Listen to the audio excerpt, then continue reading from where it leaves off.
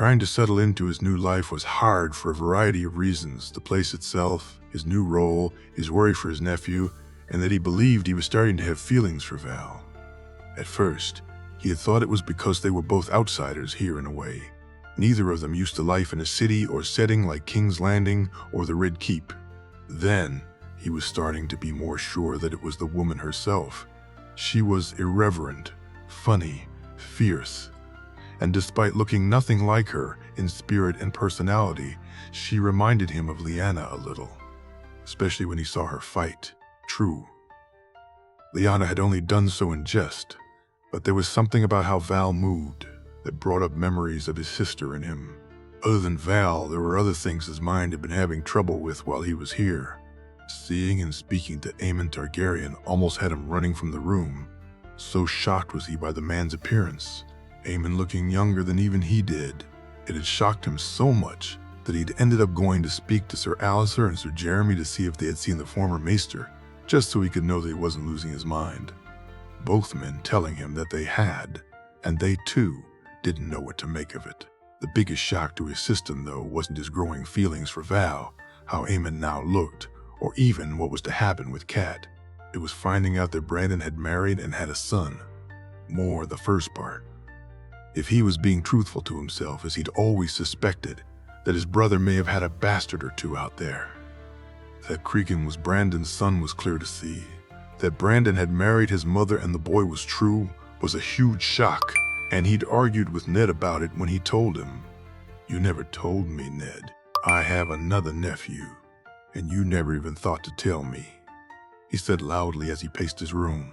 "At the time, it wasn't my secret to tell, and you were at the wall, Benjen. There was no way I was sending it in a damn raven." Ned replied, "You could have sent for me." He set his voice high. "After how many times I did.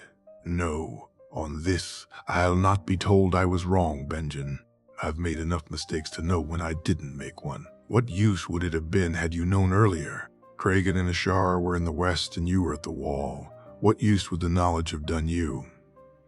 "I'd have known, Ned," he said, almost defeated. "Aye, you would have, but you'd have still been all the way down there and Cregan all the way up here.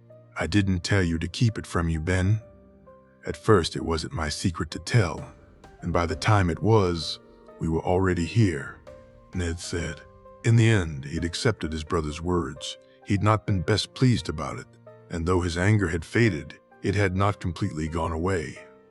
Benjen asked to meet Cregan and Ashara as soon as he could, and was surprised just how quickly the invite came. He'd strolled nervously to their rooms and knocked on the door, finding it opened not by Cregan or Ashara, but by Garyon Lannister, who, along with his daughter, a girl his nephew was most fond of, let him into the room and made their way from it, giving him privacy with his nephew and his good sister. "Benjen, please sit," Ashara said. Benjen looked into the woman, her son, and the black wolf that lay on the floor, smiling when he saw that his nephew too had a wolf, as his other cousins did. "Lady Ashara," he said with a nod as he did as she bid. "Ashara, Benjen," the woman said with a smile. "This is my son, your nephew, Cregan." "Uncle," Cregan said, his own smile beaming as he looked to him. "It's good to meet you, nephew. You too, Ashara. I'm sorry it's had to wait so long," he said nervously. "As am I," Ashara said with a soft nod. "I would have come to you, Uncle, at the wall. I would have come when I traveled north."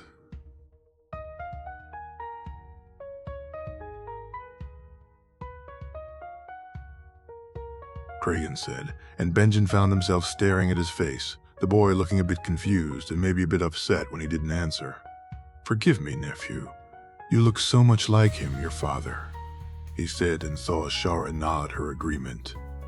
"I hear you're to be Lord of Sea Dragon Point?" "I am." Uncle Ned made the offer and I accepted, Cregan said as he relaxed. "You don't want Winterfell?" he asked, and the boy shook his head. "Winterfell is Rob's, Uncle, and I'd not take it from my cousin," Cregan said before adding, "I didn't even want to be a lord, truly. I only wished to be a knight." "I too wanted to be a knight once," he said, getting another smile from the boy that made him think of his brother. He'd since had dinner with the Shara and Cregan once, and with them Jurion and his daughter Joy another time. The girl was actually more of a sister to Jay than someone he was fond of, he'd since learned. His nephew and he had sparred in the yard. The boy far better with a blade than he was, and he, Rob, and Arya had spent some time together. Benjen laughing with his niece and nephews as their wolves played in front of them. The queen had invited him to sup with her one night, and he'd shared stories of Jay with her, the girl appreciating hearing of what had happened when he'd come to the wall for the first time. Benjen could see how much she was missing her husband and how worried she was about him, and did his utmost to put her at ease. Ned had also thrown him a family dinner. All the Starks other than Bran and Jay sitting at the same table for the first time in years. It was a meal he enjoyed immensely, as he did when he looked at the children getting along so well together. For once, their upset over what was to happen to their mother looked to have been put aside, for now at least. He'd met his newest nephew, young Rickon, and it had been like looking at Jay reborn. Benjen playing with the young, curious babe for far too long, and caring not about the fact he was supposed to be elsewhere. As Northern Envoy, he had duties to attend to, and while he was dutiful, he was also not averse to putting those duties off if he could find something better to do. Something he was doing right now as he was knocked to his arse once more.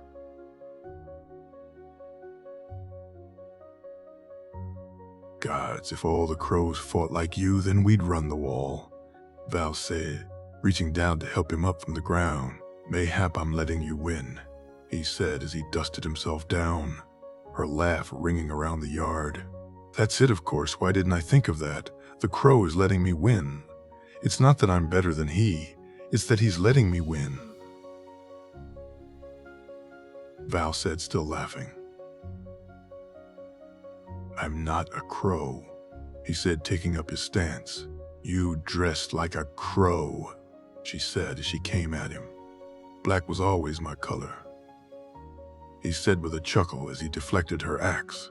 The two of them moved together, his sword and her axe colliding, Benjen ducking out of the way of one of the more powerful swings. Trying something he saw Jay do, he moved back and then jumped forward quickly, going from almost 6 feet away from her to the inside of her guard. As she brought her axe up to defend herself, he swept her legs from under her and Val tumbled to the ground, Benjen quickly placing his sword at her neck. How the fuck? She exclaimed loudly.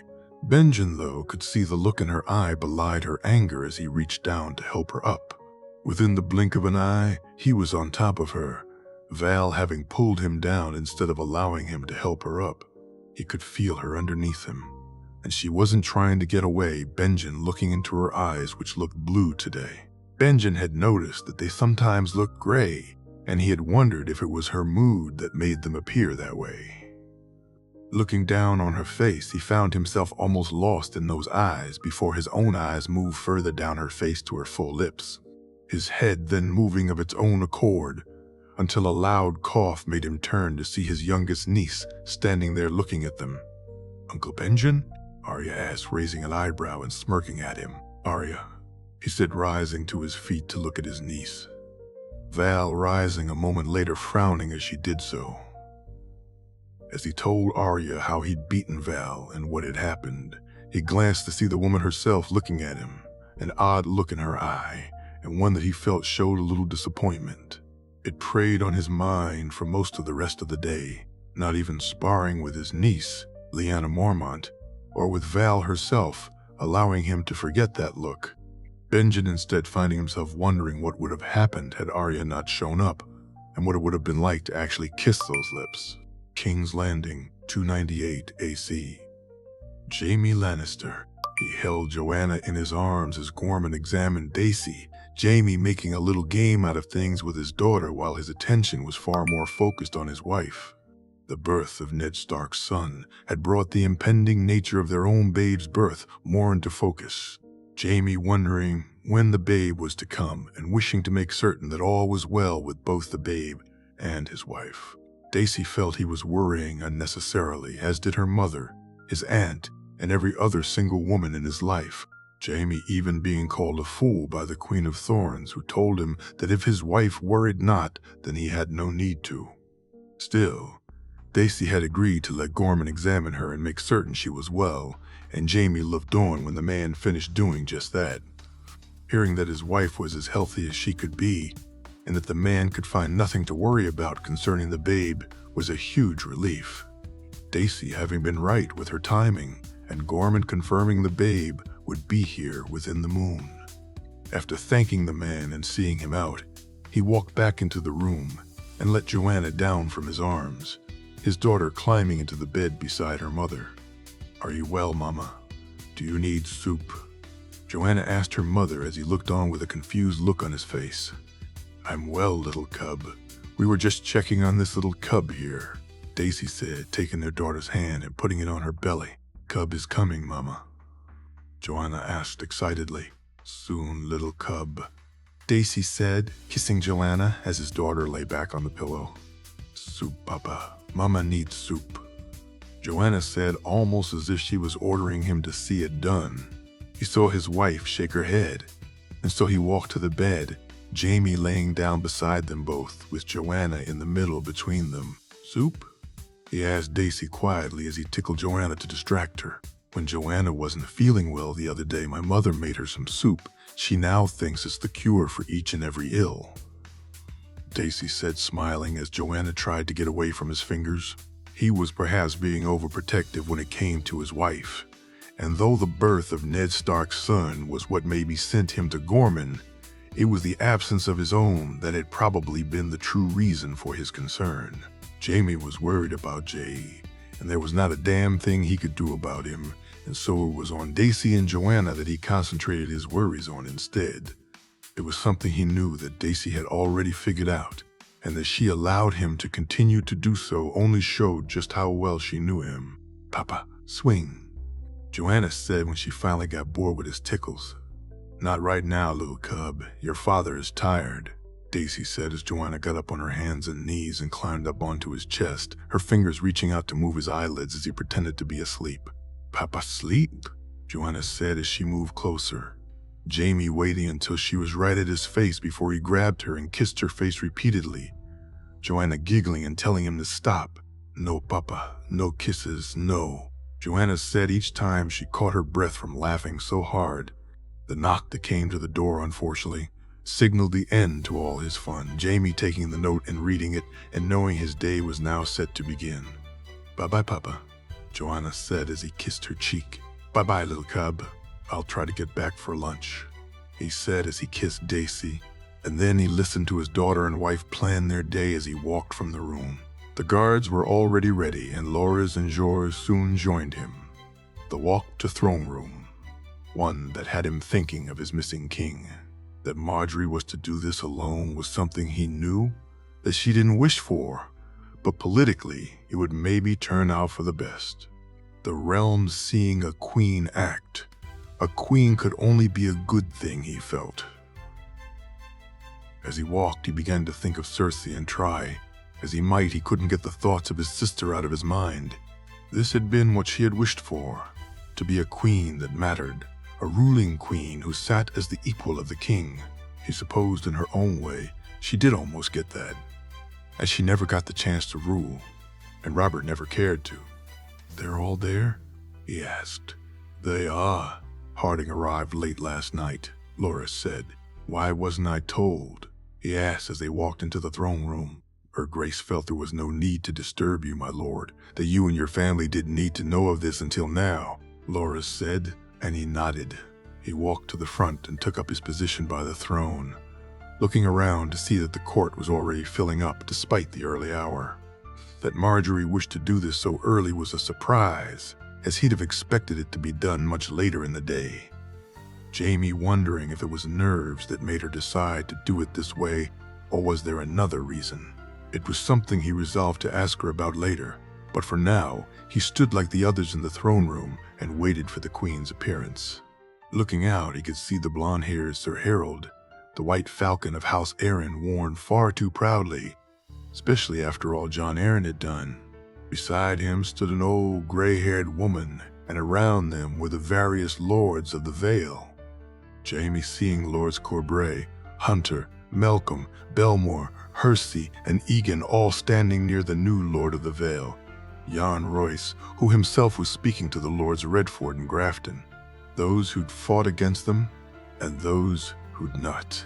While they were not on opposite sides of a conflict now, he noticed there were still some showing a bit of a divide. Her Grace Queen Marjorie Targaryen, the Queen of the Seven Kingdoms, the herald said, and Marjorie walked in with Arthur, Ghost, and Barristan by her side, Jaime seeing Olenna and Willis and Sansa Stark walk in a little behind them. She nodded to him and then took a seat, Jaime stepping forward when she bid him to. The timing of the meeting with the Vale Lords and Sir Harold may have caught him by surprise. The events and how they would be managed would not. My Lords of the Vale, you are here today to officially learn the cost of rising against the crown, to swear your fealty to their graces and to your new liege lord, and to be formally welcomed as good and true members of this court. Is there any among you who have something they'd like to say before we begin? He asked, and was surprised to hear a voice raised. Is His Grace not joining us? Sir Harold asked, and Jaime saw the way his fellow lords rolled their eyes. Her Grace, Queen Marjorie, sits in judgment of you all today, Sir Harold. Do you question her right or suitability to do so? He asked, annoyed. Of course not, Lord Hand. I'd most welcome be judged by Her Grace.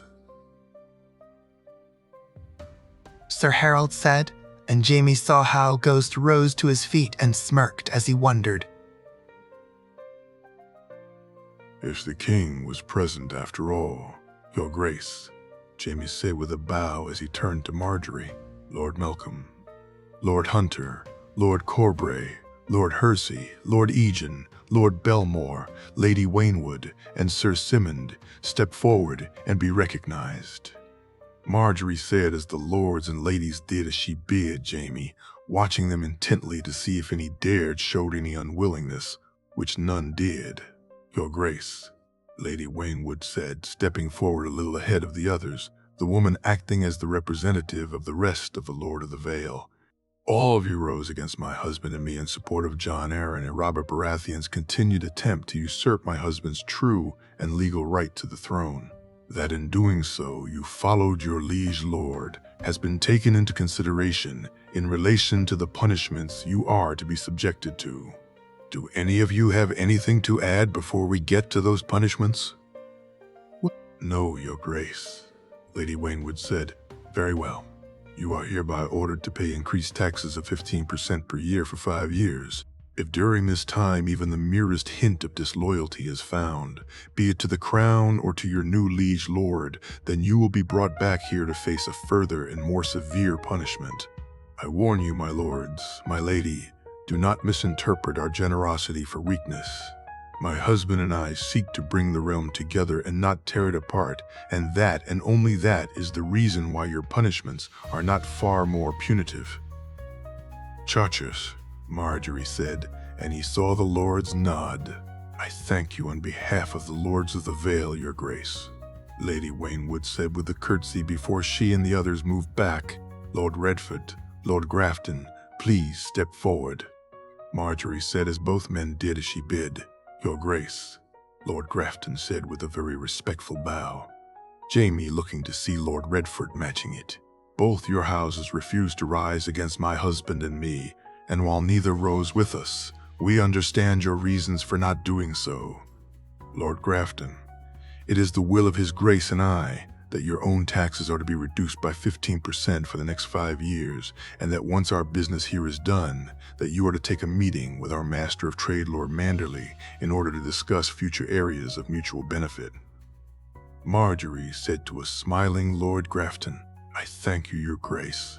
The man said to a nod from the Queen, Lord Redford, we offer the same terms to you in relation to taxes, and we make this further offer.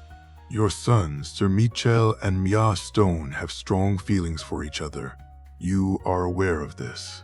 Marjorie asked. I am, Your Grace, Lord Redford said. They are here? Marjorie asked. and Jaime looked on as the Lord bid a young man and girl forward.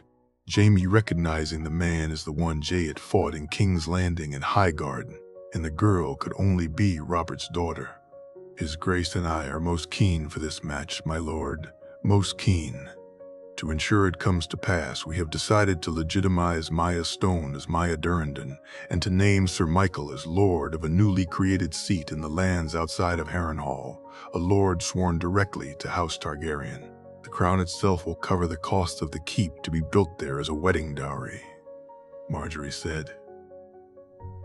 The Lord and his son both looked different levels of pleased by the news. The Lord happy his son was getting a seat of his own, no doubt, but perhaps a little annoyed. Still at the match, the boy anything but regarding either. As for Maya, she had tears in her eyes as she looked from Marjorie to the boy and then to Marjorie again. I thank you, your grace, Lord Redford said.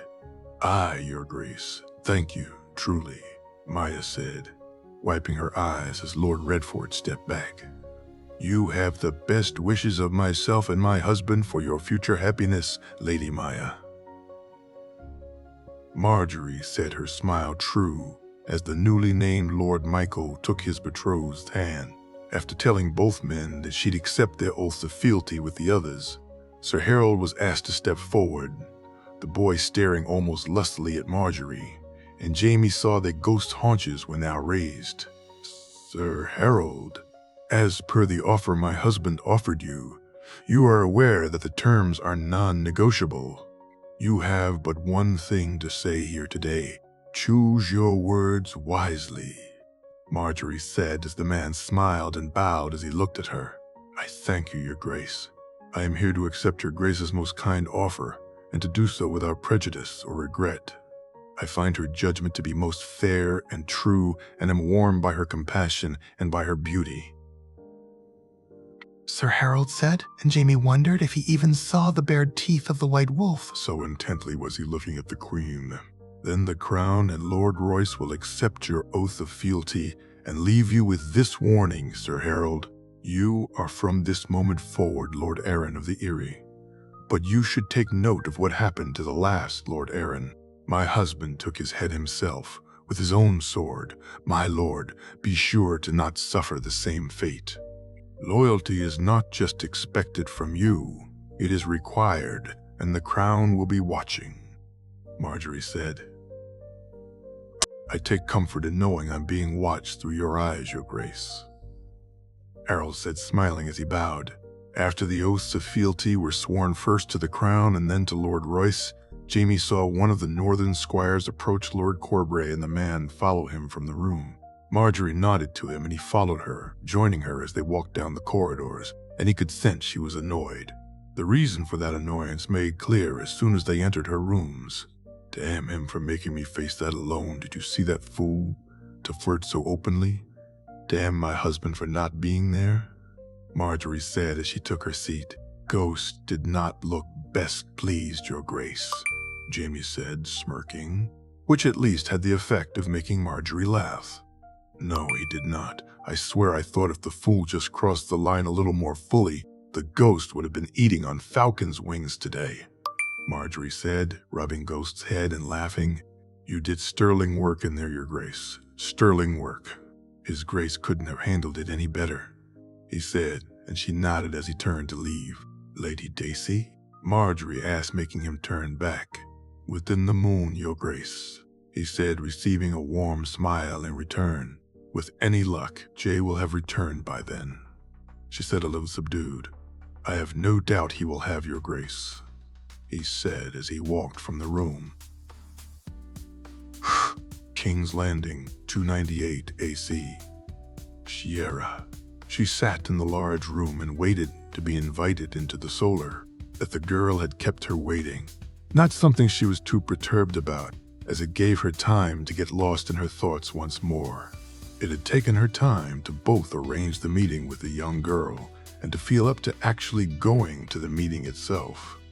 Sierra still finding herself subjected to looks from servants and others alike that made her uncomfortable. That her nephew not only didn't blame her for her actions, but actually explained that they were always destined to happen, both comforted and worried her in equal measure. Knowing Jay felt that way was a boon to her spirit. Knowing that her actions along with so many more had been foretold was very much not. Even with all she knew and all she'd seen, it was discomforting to find out that someone else had seen it all and planned for it accordingly. Shiera now certain that rather than predict her actions, Brynden had simply seen the vision of them, as had apparently Danis as well. She had felt used by him at first, and now she felt used by someone else. Danis, the gods, someone. She knew not who or why, and it irked her terribly. She and Aemon had spent days reading over texts, trying to find answers. Jay had spoken to her in generalities and not specifics, only telling her that there were things even he didn't know, and things that she wasn't supposed to. It made her feel as if she was a piece in someone's game, her will and actions not her own, and if so, then what was the point of anything she did? If her actions were part of some grand plan and she herself wasn't in control of them, was she actually living, or was she just alive? It made her head ache, caused her to almost forget herself when she spoke to Dany, Tyrion, or Aemon. Were it not for the note inviting her to sup with the queen and the gift she had in her dress then, Shiera may have just spent most of the day in the air. At least on Rhaegal's back, she cared not if she wasn't in control. The illusion of it while flying was enough to make her forget almost all her worries. "Lady Shireen will see you now," the guard said as she got up from the seat and walked into the solar. Inside, she saw the young girl sitting behind a desk with an older man with a beard sitting to the left of her. 2 guards stood either side of the desk, and it was clear that she was doing her best to create an impression.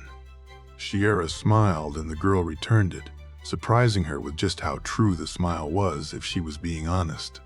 Taking her seat when she was bid, she saw the girl look nervously to the man with the beard who nodded. "Princess Shiera, it's good to see you," Shireen said. "You too, Lady Shireen. I'm most pleased to meet more of my kin," Shiera said, receiving yet another true smile in return. "As am I, Princess," Shireen said. "Please call me Shiera. I'm afraid I'm not yet used to being a princess," she said, moving close as if she was telling the girl a secret, one that was much appreciated given the giggle Shireen let out. "Nor me a lady, Shiera. Call me Shireen, please." "Shireen," she said, and saw the older man relax. "I've come with a gift for you, cousin." "A gift?" Shireen said, her eyes growing wide and an excited look on her face. "A gift," she said, reaching into her dress and taking out the necklace, the small ruby glistening in the light of the room. "It's so pretty," Shireen said, looking at it. "It's more than that," she said as she pointed to the one on her own neck. "Do you know who I am, Shireen, or when I was born? You're Shiera Seastar. Your mother was Sereni of Lys, and your father Aegon the Unworthy. You were born over 100 years ago." Shireen said, and this time it was Shiera's turn to smile. "I was. Very good, Shireen. Your maesters must be so proud of you. There are not many who would know such things," she said as the girl smiled beamingly now. "I like reading. Books are so very interesting, I find," Shireen said.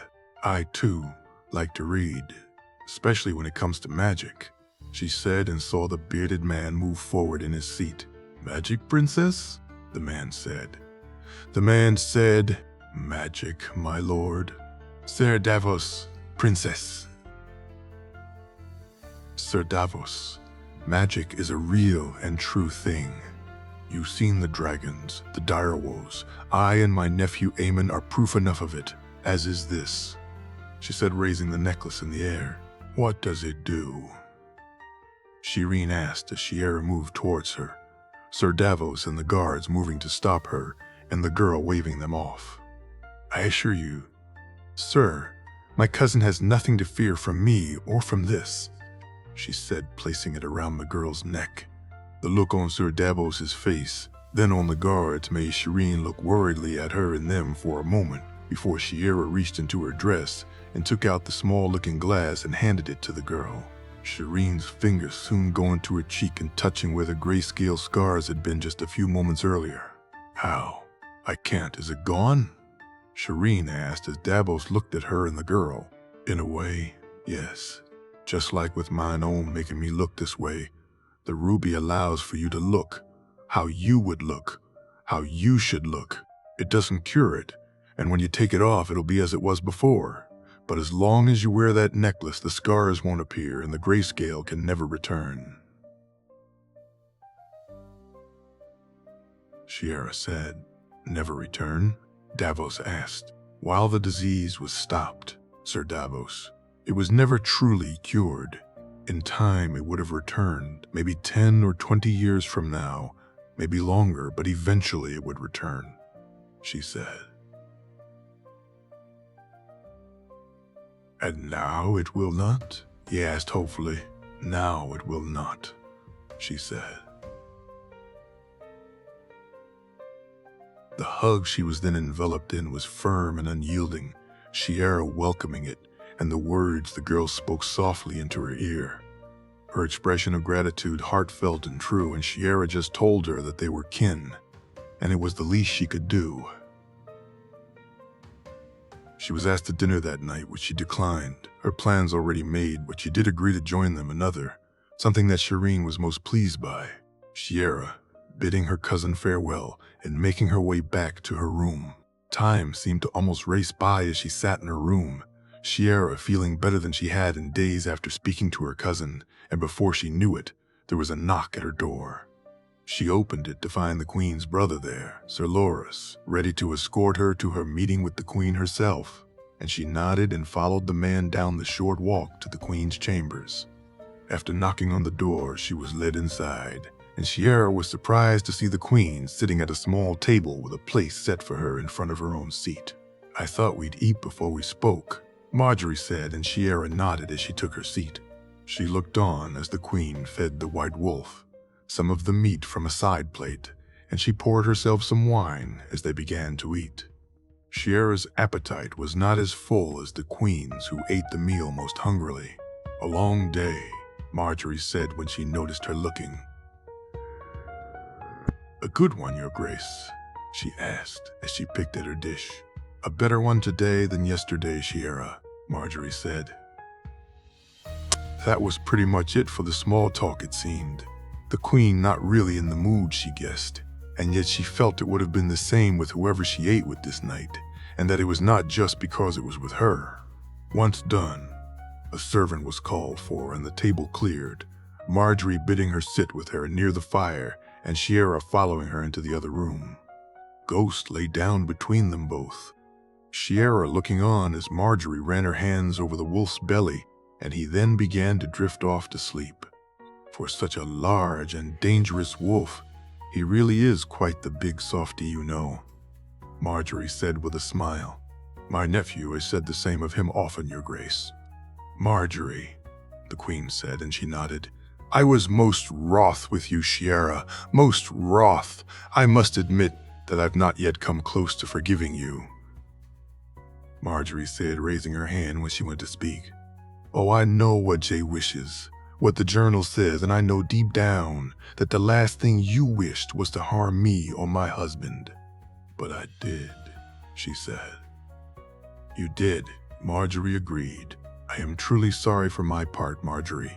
Truly. I know, and in time, I'll be able to look past this and see it for what it is. But that time is not now. I'm sorry to say. And so for the foreseeable future, you'll just have to bear my anger and annoyance. Of course, she said, looking to the girl who was looking into the fire. You heard what Jay did, no doubt. He, however, left this before he and Rhaenys took to the skies, Marjorie said, taking a note from her pocket and handing it to her. She read through the letter that her nephew had written and sighed. Jay may well have had the right idea, but this was not how to go about it. Her expression was soon picked up on by Marjorie, and Shiera could see the worried look on her face. Jay is right and wrong. I think he does need to deal with Brynden before he gets another chance to do anything else, but he should not go alone, Shiera said. You think he's in danger? Marjorie asked worriedly. I think it is as it always was with Brynden. Everything he does is dangerous. I don't truly understand what he is now. But the Brendan I knew was a very dangerous man. Jay should have brought someone with him. I should be with him. You? Brendan and I were connected.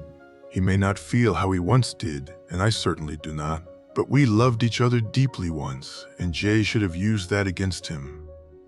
Shiera said, I don't understand. Magic is powerful, Marjorie. And Jay has more of it than I, Brendan, or anyone I've ever seen. But love is true power. It fuels us, makes us strong and sometimes weak. It defines us, makes us who we wish to be, and shows us who we truly are. We are only human, and the gods have fashioned us for love. That is our great glory and our great tragedy, she said as Marjorie looked at her confused and worriedly. Beyond the wall, 298 AC, Bloodraven. He couldn't find him. The boy had simply dropped out of his sight, and everywhere he looked for him or thought he may be proved to be only false leads. That he wasn't in King's Landing or on Dragonstone, or that he hadn't headed towards the Reach to intercept the one-eyed pirate vexed him, as did the idea that he was in fact coming to him, and would arrive before Brendan had a chance to do what he must. It had forced him to hurry up plans to send the pirate more and more visions, and he now looked eagerly to see how events played out. Lannisport. The ships sailed into the harbor, almost 30 of them, and he watched as the 4 larger ships headed their way. Behind them, smaller ships split off, and soon the flaming arrows flew. Looking at the large steel spikes that were fired from the larger ships, and seeing the incredible damage that they did to the smaller ones, even he was impressed. More so when one was fired that was aflame, and the ship it hit soon joined it. 2 of the Ironborn ships did manage to make it to the docks, and he watched as they found the resistance they faced to be more than enough to repel them. The men running down gangplanks to the docks themselves, only to be ridden down once they reached it by men on horses. That the attack was expected and the docks had been cleared was a surprise to him. Bloodraven had thought that Euron's warlocks had blocked the king's sight. It worried him in a way, as it suggested that there wasn't any magic that could do so, not even his own, which could cause many problems later on. The fight on the docks was over almost as soon as it began, the men on foot no match for the knights on horseback, and even he was impressed at the tactic. The wideness of the dockside, not just to allow more room for merchants to sell their wares and for ships to be unloaded, but had obviously been designed with this in mind. He turned his eye back out to the harbor itself, and what he witnessed was a rout. The 4 large ships making easy work of the Ironborn smaller ones, and less than 5 ships had seen sense and turned to sail away. Not that they were allowed to do so, as 2 of the large ones were soon in pursuit, and the chase was over quickly. Bloodraven turned his eye from that fight and on to the next one. Bear Island, Deepwood Motte. The ships seemed to face no obstacle to their landing. 25 of them soon lined up on shore, the men readying to move on to the wooden keep.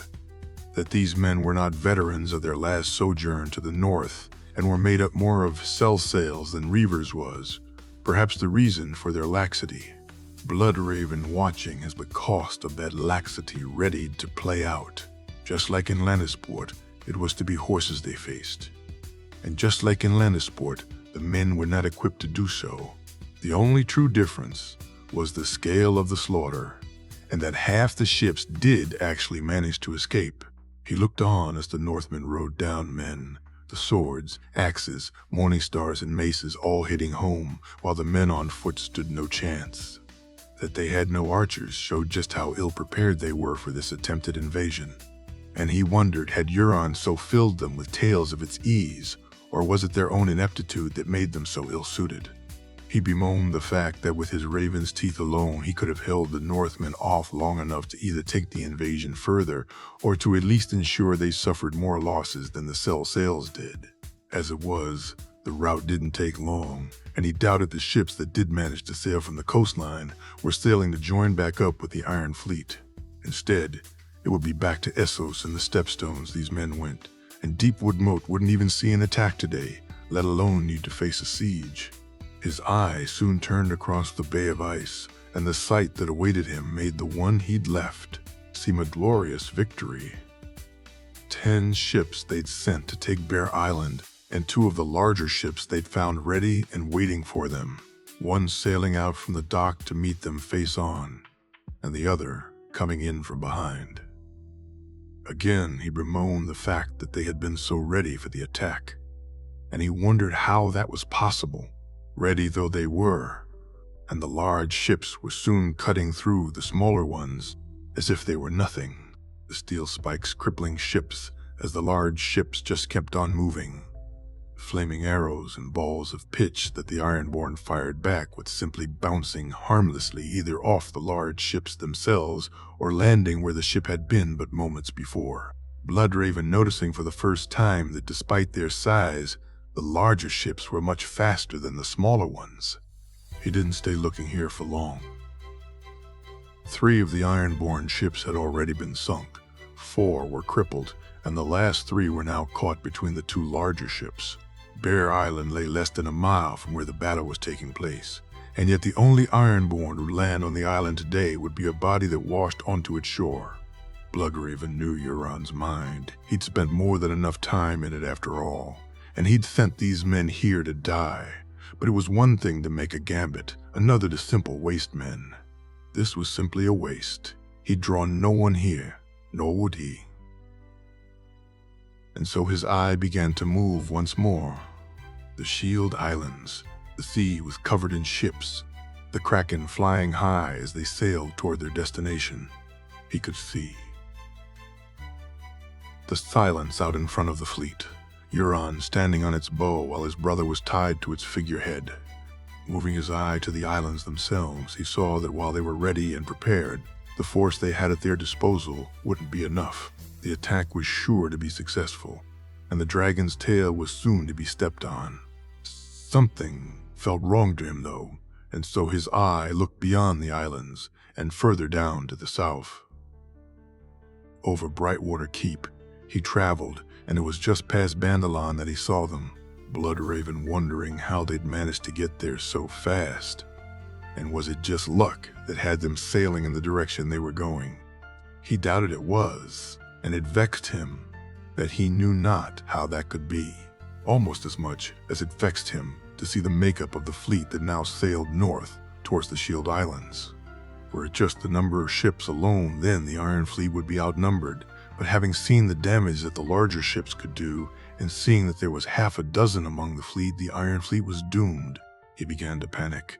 The thoughts of yet another plan failing, and of what and who would come his way because of it, filling his mind and leaving him paralyzed. What am I to do?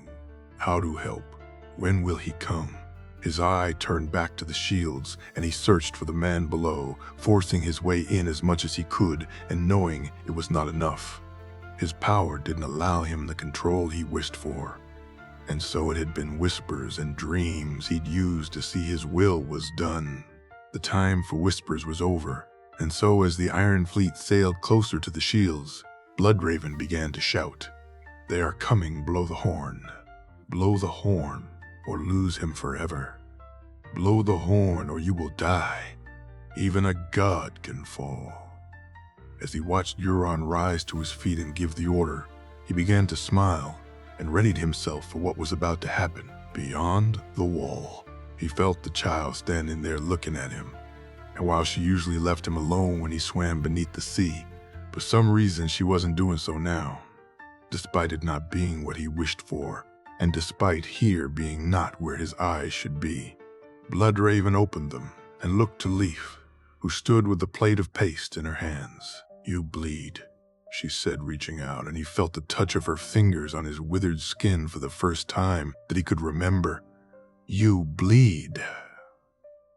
He looked on as she held her fingers in the air, the blood on the tips that had not been there before, and he looked at it in confusion.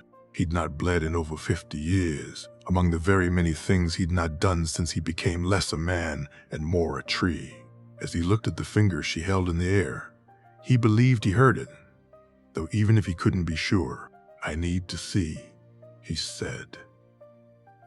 And she nodded as he closed his eyes, and he swore he heard the horn being blown. King's Landing, 298 AC. Marjorie. Marjorie.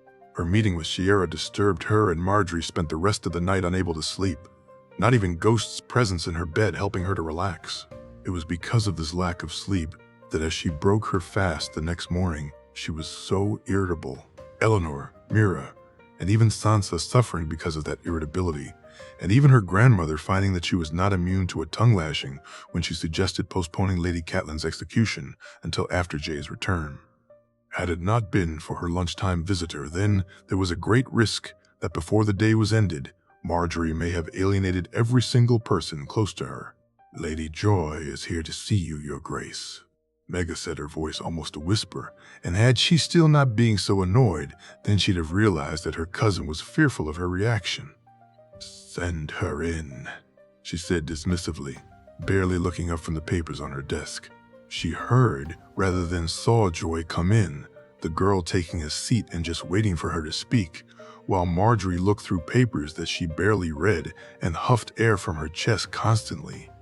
That the girl never spoke and just sat watching her eventually caused Marjorie to put down the papers and glare at her, only for her to find that Joy was more than ready for her mood, and she herself seemed in the mood to do her best to make her laugh. "Margie mad, Balin? I know, it's John's fault. He is silly, you're right. No, we can't. He's king now, Balin. Really, you think we should?" Sitting and watching the girl have a conversation with the black cat, Marjorie didn't know what to make of it. However, the more she listened, the more she got intrigued by it, and by the time the girl had stopped speaking, she found that she was sitting forward on her seat, eager to hear what it was that Joy had to say. "Balin thinks John was bad, Margie. He says we have to make him pay," Joy said, looking to the cat, who seemed to actually be staring back at her. "How?" she asked, intrigued. "I don't know. How you think we make him pay, Balin?" Joy asked, moving her ear close to the black cat, and Marjorie, had she not been so tired, would have noticed how she did likewise, and how Joy smirked when she caught her doing so. "What did Balin say?" she asked after a moment. "Balin says we should move his clothes and send him to another room, so when he comes back, so that he knows he was bad," Joy said, giggling as she rubbed the cat. "We can't. He's the king, Joy," she said with a smirk. I know, Margie, I told Balin. He no care. He says you're the queen, and you can do it if you wish," Joy said as she held up her hands as if she was confused. "We could pretend," Marjorie said as Joy looked at her. "Pretend, Margie. We could move his clothes as if we were so very mad, and then when he comes back, you and we could pretend, could we not?" she asked. And Joy leaned in close to Balin and then started to nod her head. "Balin says pretending is fun, Margie," Joy said with a giggle. It took them almost an hour to move Jay's things. Then another hour for lunch, where Joy told her about her lessons and how she didn't mind the ones where she danced as she and John had danced before. Marjorie listening as the girl told her that she watched her and John dance and saw how much that she liked it, and that was how she knew she'd like it just as much. After lunch was finished, she almost burst out laughing when Joy yawned over elaborately.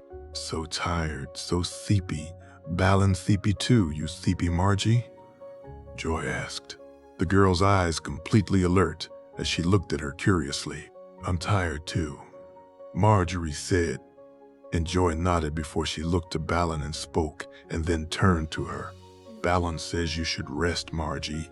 I tell everyone you sleepy," Joy said, and Marjorie nodded, that the girl didn't leave until she was actually in her bed, and that she had played her little game to get her to do it. That she had also defended and yet ran down Jay at the same time, and had made her see her anger and annoyance for what it was. Marjorie found herself wondering just how anyone would be able to keep up with her when she was older. "Nini, Margie." "Margie," Joy said, waving as she walked from the room. "Nini, Joy," she sleepily replied, her eyes closed before Joy had closed the door behind her, and Ghost soon laying at the end of her bed and watching her as she slept. She slept almost all through to the very next morning, Marjorie waking up to see that it was still dark outside and thinking it had just been a few hours. When she found out it was more, she was both annoyed a little with herself and grateful that joy had made her relax enough to sleep. She washed, dressed, and broke her fast before spending the next few hours going through papers and readying for the day ahead. After all, it was to be a busy one. Her grandmother arrived almost as soon as morning truly hit, Marjorie seeing how worried about her she was, and so she did her best to put her at ease. Once she had, talk quickly turned to what they were soon to witness. Her grandmother once again asking her if she was sure this was what she should do, and Marjorie telling her that it was. That she wasn't doing this in a far more public setting was a concession she was making only to the Starks and on their behalf, and not something that she was doing for the woman herself. "We should go," her grandmother said when Sir Arthur arrived for his shift at the door. "We should," she said, getting up from her seat and walking with her grandmother from the room. The walk to the small courtyard wasn't a long one, and Ghost seemed almost eager to be there already. The White Wolf for the first time in more than a day, leaving her side and running on ahead of her. She found that she was the last to arrive, and that the courtyard seemed incredibly full.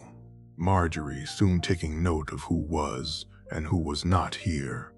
Prince Oberyn, Ilaria, and his children, all of them, Princess Arianne, Lady Jenna, and her own, along with Martin and Willem Lannister, Lady Mage, Daisy, and Lyanna Mormont, Willis and Loras along, and her grandmother, Tyrion, Daenerys, Shiera, and Aemon and Jerian, Ashara and Joy, Marjorie giving the girl and the Black Cat a smile. The members of the small council still in King's Landing and the Kingsguard, all of whom were present, Lord Manderley and Sir Richard standing side by side.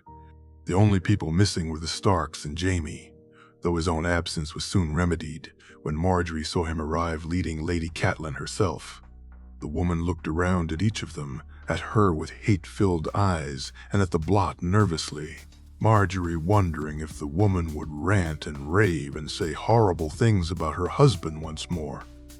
She was very soon to find out, as Lady Catelyn was moved to the blot by Sir Walder and Sir George, and Jaime then stepped forward, by order of Her Grace Queen Marjorie Tyrell, Queen of the Seven Kingdoms, for the crimes of conspiracy to murder and attempted murder, and for the murder of Sir Lears. You, Lady Catelyn Baelish, have been sentenced to die. Do you have any last words?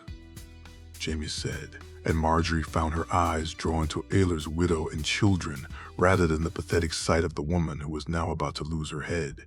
I am innocent. Innocent.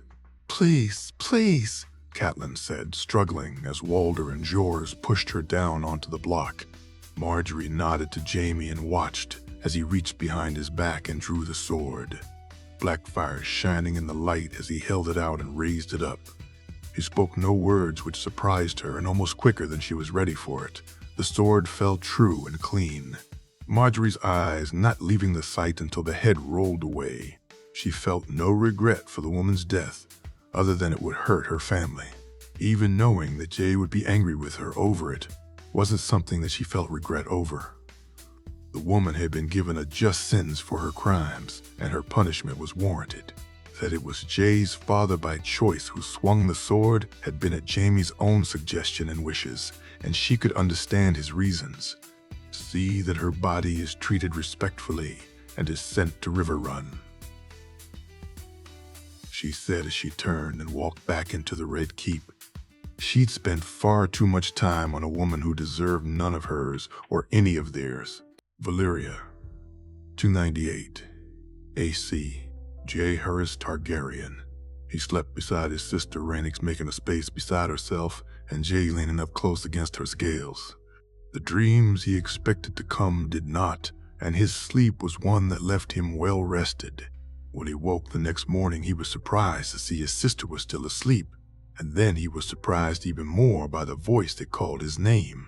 Jay, Jay, where are you? The girl's voice called out, and he turned to seek it out. When he found it, he almost dropped to his knees, the girl now walking towards him with a smile on her face. Her long, dark hair was untied and free, and her deep purple eyes were alight with mirth as she looked at him. "You slept out here. Again. Don't you know we have warm beds inside, oh brother of mine?" he asked, confused. "Of course, silly. Who else would I be, Jay? Are you well?" Ray asked. "Shay." "Ray? It can't. How? Ray, is it truly you?" he asked, and whether it was his voice or the look on his face, her smile faded as she moved to him, and he felt her arms go around him and pull him in tight against her. "Jay, it's me. I'm here, little brother," she said, and he began to cry as she held him in her arms, his sister rocking him gently against her as his hands touched her back, her shoulders, and her hair. As moved from her and his fingers then passed over her face, and then he pulled her tight against him once more. "How?" he asked, and she looked at him confused. "How what? How are you here? How are you? "Here I'm always me, Jay," she said, looking at him. And then she offered him her hand and began to lead him from the wide open space. He looked behind to see no sign of Rhaenys, and though it worried him that she was not there, the fingers that held his hand soon took all of his attention. Jay squeezing them softly and feeling them entwined with his own as they began to walk down the black stone road. That the buildings were as damaged as he expected was perhaps the only thing that made him question the thought in his head that he was dreaming.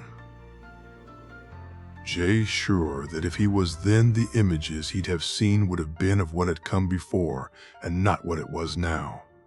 "You're not dreaming, little brother," Rhaenys said as they walked hand in hand. "I'm not," he questioned. "Not truly," she said as she led him up some steps and to a large gate. Jay, looking to see the three-headed dragon, faded, but still recognizable. "I've been here before," he said as Rhaenys pushed the gate open, and he looked at the overgrown grass and scorched marks where gardens once were plush. "Have you?" his sister asked as she led him through the gate and into the garden itself. As they walked, he could still see where he'd seen them, Aegon and his sister wives, Viserys and Rhaenyra. Jay, looking eagerly for where he'd seen Ray and his family and finding that he couldn't quite make it out. "You, our family. I saw you all," he said as she led him up some stairs and to a large door. "There, it was there," he said, pointing to a section of the garden near the front of the house. "Was it?" she asked as she pushed open the door. Entering the house itself was like stepping into another world, the sounds of a harp playing and of children laughing soon filling his ears. Rhaenys looking at him and then pulling him forward as they began to walk down the large open corridors. His eyes moved where his ears led, the sounds coming from all around him and drawing his attention to the open doors they drifted out from. Jay soon looking into the rooms and seeing what was inside. A dark-haired girl and a silver-haired boy hid under the bed and under the table as a dark-haired boy walked inside. The boy looking before giggling when he saw the pair of feet sticking out from under the bed. Moving to them, he reached down and grabbed them, quickly dragging the laughing girl from underneath. "Found you, Ray," the boy said, as from under the table the silver-haired boy began to laugh too. "No fair, Jay, you peeked," Rhaenys said as Aegon came out from under the table. "I win," his brother said loudly and proudly. A silver-haired man played a song on his harp as a dark-haired, gray-eyed woman sat listening, the song soon ending and the man moving to the woman and kissing her deeply before a dark-haired boy of about 10 named days old walked into the room. "Is something wrong, Jaehaerys?" the man asked. "No, father. Jay," the woman asked. "High Garden Mother, why can't I go to Dorne with Ray or to the north with Egg?" the dark-haired boy asked. "Your father knows best, Jay. Believe me, High Garden is where you're supposed to be, my little wolf," his mother said, kissing his cheek as he nodded and left the room. Each room he passed showed some variation on the theme. The dark-haired boy he knew now was him spending time in his sister's room as they laughed about something or other, sitting in his brother's room as they spoke of the upcoming tourney and ball, both boys speaking of the ladies who were attending and of which of them they hoped to dance with. Jay, laying in bed clearly sick while his mother sat beside him and read him tales from a book. He saw his father, his grandmother, his uncle, and his aunt. Tyrion growing up at the Red Keep in Dany, he, Aeg, and Rhae running through Aegon's garden on Dragonstone, while his father, mother, grandmother, and Elia looked on. He saw himself dressing and placing Dark Sister on his hip, and Aegon doing likewise with Blackfyre. Saw his mother with graying hair hold a babe that she named her grandchild, while his father looked proudly at him as he readied to compose a song. "Rhae, what is this place?" he asked as they entered a large open room. "The land's eternal, Jay," she said as they stood in the large hall, and he looked around. "Rhae? Rhae?"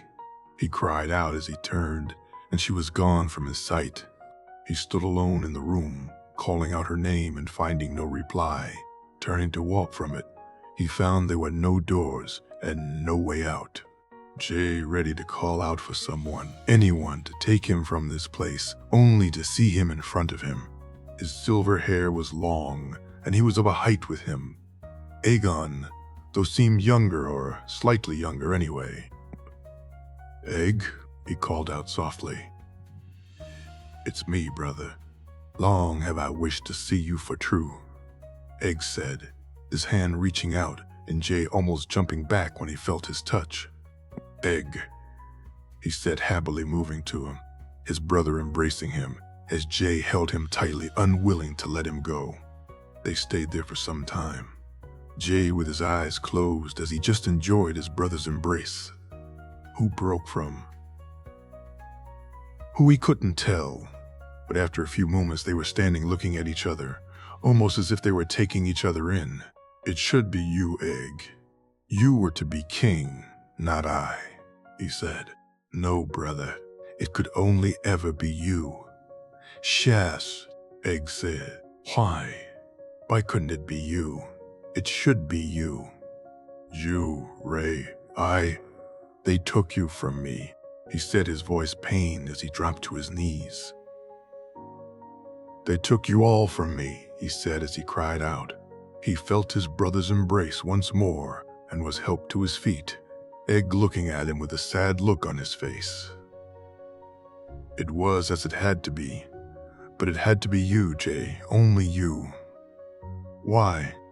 he asked. "Why, Aeg? Because only you can right this wrong. Only you can make this place what it truly was and what it's always been meant to be." "Backed," Aeg said, looking at him. "The land's eternal. I don't understand, Aeg. What does that even mean?" "Valyria is magic, Jay, pure and true. But like all magic, it can be used for good or ill. It can lift you high and make you soar, or drag you down low and make you crawl. Magic lives and breathes, and those who wield it can be inspired by it or corrupted by it. The Valyrians believed that the only true way to control it was to not allow someone to become too powerful. The only way to not risk someone becoming corrupted was to share that magic, to even it out amongst more than one person. "But Aeg said, "The 40? He asked, and Aeg nodded. "But they were mistaken, Jay. There was another, like light and dark and night and day. For love to exist, there must be hate. And so while Valyria shared its magic amongst 40 families, the lands of Always Winters were soon in the hands of only one man." "The Great Other?" he asked. "The Great Other," Aeg said. "I have to fight him, I know this. Daenerys' journal said so. My destiny is to fight him." He said, "No, brother. Your destiny is to beat him. There can be only one, Jay, and that one is you. Only you can defeat him. And only you can restore the lands eternal. And only you can decide what shape those lands take." Only you can defeat him. Only you. Egg? Egg? Egg, he said as his brother began to fade away. Father is coming. Jay, mother too. It was good to see you, brother, truly, Egg said as he faded away. He heard the footsteps behind him and turned, expecting to see his father as Egg had said only for Rhaenys to walk his way. Jay looking at her and smiling, and seeing her smile back. Father is coming, he said happily as she nodded as she took his hand. You can bring them back, Jay. You and I can bring them all back, she said, looking into his eyes. We will bring them back, Ray, we will, he said as he took her in his arms. The cell wasn't bad and the food was tolerable, which, considering how things could have gone for him, he felt it could be so much worse. Especially when he heard the news of her death, Peter surprised by just how little it actually affected him. Had this been another time and another place, then he suspected that he'd have been broken by it. As it was, he only had one abiding thought: better her than me. He was surprised, though, that she'd actually paid such a high price, as he'd expected her to be sent to the faith or something lesser. Her family, connections with the king, something that he thought would at the very least keep her alive. It did make him a bit fearful a little later on when he heard that the king himself both hadn't attended the trial and hadn't made the decision. The queen had been the one to sit in judgment and to sentence Kat to her death, finding out afterward that the king was also now not in the city. Petter worried that every time he heard footsteps outside his cell door, or every time it was opened, he was going to be called to stand in front of someone that he had no deal with. To make matters worse, the man with whom he had made said deal with not being around meant that there was no proof of his deal for him to offer up either. Sleep was hard to come by over the next few days. His mind was filled with memories of Kat, much to his surprise. Peter reflecting on what their life could have been like had he gotten her when he should have, when she was young and beautiful and his love was true. He had begun to realize not too long after they lay together for the first time in years that it was that Kat and not the one in his bed that he truly loved. The Kat that was young and whose body was firm and tight. The Kat from before children and the years had ruined her. It had made him think more and more of her daughter, and it was to images of her that he pleasured himself and sought a release that never came. Putting his inability to spin down to his worries over his situation, he allowed his mind to drift to other thoughts, to the deal he had agreed to, and to the plans he would see come to fruition once he had left the city. He'd been so close in Bravos. The connections he made would have seen him prosper, and a prosperous man can achieve great things. That he thought he had more time was his true downfall. Had he thought they'd come after him so soon, then he'd have traveled further into Essos itself. That they had come for him at all had actually caught him a little by surprise, as had the visitor he'd had not long after he'd been put in the cells. The king coming to speak to him and Petter finally seeing the true measure of the boy. Before, he sat in the cell and felt his throat almost close shut, his breathing coming in quick bursts as he tried to figure a way out of his situation. Bribing the guards was a wasted endeavor. He'd tried that with the men on the ship to no avail, and with these ones he'd have even less. Petter recognizing them as men of the 100, which meant they were as pious as Sir Bonifer himself. That they wore the three-headed dragon on their armor, only proving their allegiance now held to the Targaryen too. Some men may break oaths for coin or the promise of a woman's delights. These men would not, much to his dismay. That it wasn't the black cells he'd been taken to was his only comfort at the situation he now found himself in. Not that it would be a comfort he'd enjoy for very long. Peter more than certain he would lose his head very soon. He could only hope to sow some discord and create a little chaos before he met his end. Something. It would seem he would have a chance to do far sooner than he had expected, as he heard the cell door and looked at the man who stood there. The king was dressed in black and red, and he stared at him before entering the cell. Petter smiling until he saw the white wolf enter in behind him. Your Grace, you honor me, Peter said. Peter said, Not my intent, Lord Baelish, the king replied. I would imagine not, Your Grace, he said, smiling once more as the white wolf lay down on the ground in the corner, its eyes focused intently on his own. It discomfited him so much that he had to turn away and look to the window in order to try and compose himself. Peter, finding it took him longer than he had expected to do so, once he was ready, he turned back and ignored or tried his best to the large white wolf, instead focusing on the king and getting the sense that the boy had known exactly what he had just done. You know why you've been brought here? The king asked, and Peter shook his head emphatically. I do not, Your Grace. True, I served your predecessor, but I knew not the truth of you at the time. Not that I would have served you then. I must admit to my everlasting shame, he said, dropping a smile and looking to the boy apologetically. And why would you not have served me, Lord Baelish? King Robert had the crown, Your Grace. Even the knowledge of you wouldn't have changed that, and I'm not a brave man nor a man with an army to call upon.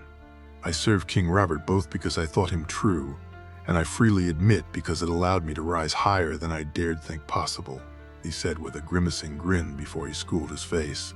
All men seek to rise, Lord Baelish, but rise too far, and you find it's a long way back down to whence you came,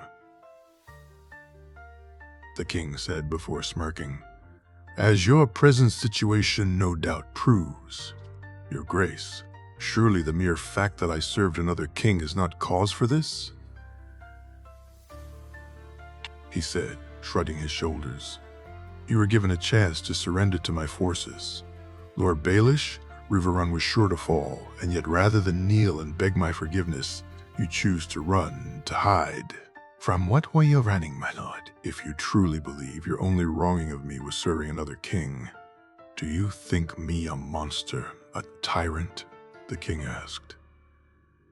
Your grand, Think carefully before you finish that thought, Lord Baelish. I am not my grandfather, but your life already hangs by the slimmest of threads, so think carefully lest that thread be snapped in the blink of an eye, the king said before clicking his fingers. Or by the click of my fingers, Peter gulped, treading on the dragon's tail, not something he should do if he wished to see another day, it would seem, and the king showing far more resolve than most young boys. Your Grace, I still don't understand why I'm here, he asked nervously, wondering just how much the king actually knew, and finding out to his horror it was everything. He listened as the king spoke of the attack in the Riverlands, and how he knew that while it was Edmure who came to him, it was him that organized it and the men behind it. When he heard the king speak of the life of the man who was lost, and saw the white wolf get up from laying on the ground and move toward him, he thought it was his end, and shrunk back on the bed. That the king also not only knew of his involvement in the attack on Lannisport, but had the man he'd sent ready to testify to that effect, Petter knew he was well and truly fucked. Yet something felt off, and he began to sense an opportunity was about to present itself, his instincts proving to be right a few moments later. Your head, Lord Baelish, your life, your next breath are mine to allow you to keep or to take from you. Should I wish it, on this you would agree. Your Grace, on this, you would do yourself more favor in agreeing with me, Lord Baelish, and it would save us both time, the king said, and Petter nodded. There will be a trial. You will admit your part and the part of your wife, and you will name her for what she was, the architect behind these attacks. Am I clear? You are Your Grace. If you do as you're bid, then certain considerations will be afforded you regarding your own sentence and your next breath. Your head, your life, will no longer be mine to do with as I please, the king said, looking at him. Considerations, Your Grace? I will take half your coin, Lord Baelish. Half, not all of your lands and holdings will fall to the crown, and you will be exiled from Westeros. A fair offer, Your Grace, he said with a nod. Too fair, Lord Baelish, much too fair, but do not misjudge this for mercy, for it is not. I wish the trial over and done with. That is all. Of course, Your Grace, he said, smiling. One last thing. Lord Baelish, no doubt you'll be thinking of some way to make this arrangement better for yourself, men like you always do. I'll make you but one promise. Should your evidence at the trial not be free and forthcoming, should you not admit to your part and to your wife's, I won't bother with a trial for you or care if people name me my grandfather come again. I'll see you burn, my lord, and I'll see it takes a long time until you draw your last breath, the king said, turning to leave the room. No. He woke up to the sound of the cell door opening, Petter shaking his head as he looked at the food that was brought in. The guard placing the plate down on the small table, and Peter finding he enjoyed the meal as he ate it. While still he worried that he may be forced to face a trial and sentence without the king's presence, he'd come to realize that he couldn't do anything about that. Should it come, it was out of his hands, as was everything else while he was stuck in this cell. Until he was released and back in Essos, there was nothing he could do about his situation. Bribery, coercion, trying to turn men to his side wouldn't work, and so all he could do was wait and plan. He'd fallen a few rungs from the top of the ladder, but he'd held on and had not fallen all the way to the ground. The top was still attainable to him, though he had far more steps to take than he'd wished to get there. That he could see the red hair and blue eyes of a young girl as she waved to him, that he could almost hear her voice as she moaned his name, was all the strength he needed to make the climb once more. Sansa, he said as he closed his eyes and was transported back in time to River Run all those years ago. Though this time it was the girl and not her mother that entered his room. King's Landing, 298 AC. Marjorie. She sat in the small council chambers as Sir Richard brought her the news of the Iron Fleet's attacks on Bear Island and Lannisport. Jaime, Oberyn, Wyman, Willis, Benjen Stark, and her grandmother all listening as Sir Richard told of their easy defeats and of his belief that Oberyn had been right and that it was to the Shields that they had sailed to next. Marjorie looked to her grandmother, who looked somewhat worried, though Jaime and Lord Wyman did not. The fleet should be almost on top of them by now then, Jaime said. I may, if they got our message, Willis said, looking at her. Marjorie looked down to Ghost and rubbed his head, the wolf leaning into her touch as she did so. Each night since the fleet had been sent, she'd sat with the wolf and talked to him, telling him both how much she missed Jay and what she believed the Iron Fleet was doing and of her plans to combat it.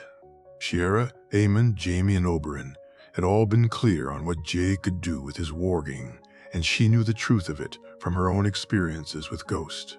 The wolf and Jay's connection was more special than any others apart from Rhaenys.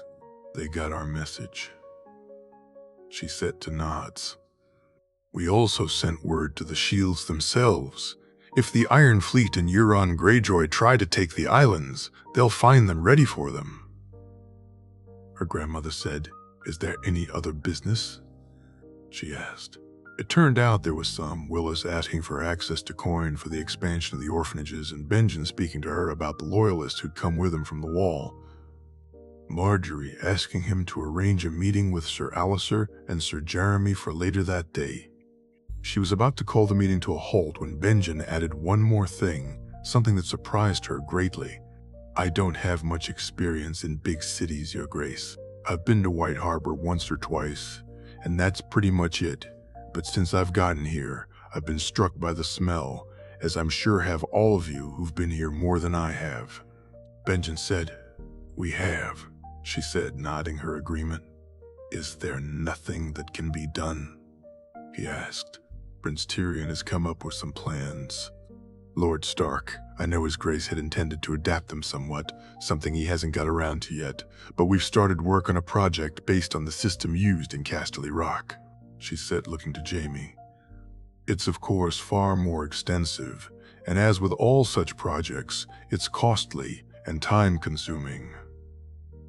Perhaps it's time we began hiring more workers, Your Grace, Jaime said, looking to her. Jaime said, We should, perhaps. We should also hire some to clean the streets themselves, a temporary solution, but it would help somewhat, she said to Nods.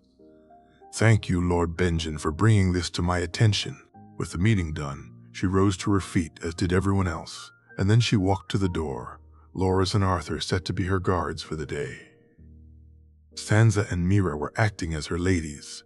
Marjorie's offer to Sansa to take some time after her mother's death had been politely refused. She saw the quick look and smile that Willis gave her friend, and then they were walking through the Red Keep. Marjorie, for some reason, changing direction at the last moment and heading out to the sparring yards. It wasn't a place she visited much for the past few weeks. With Jay not sparring, there was no reason for her to. And yet, for some reason today, she felt an urge to go there. Shaking her head when she couldn't decide why that was, they walked out onto the balcony, and soon enough she was standing looking down at the spars beneath her. She smiled when she saw Arya Stark sparring with Lyanna Mormont and the two second youngest of Oberyn's daughters.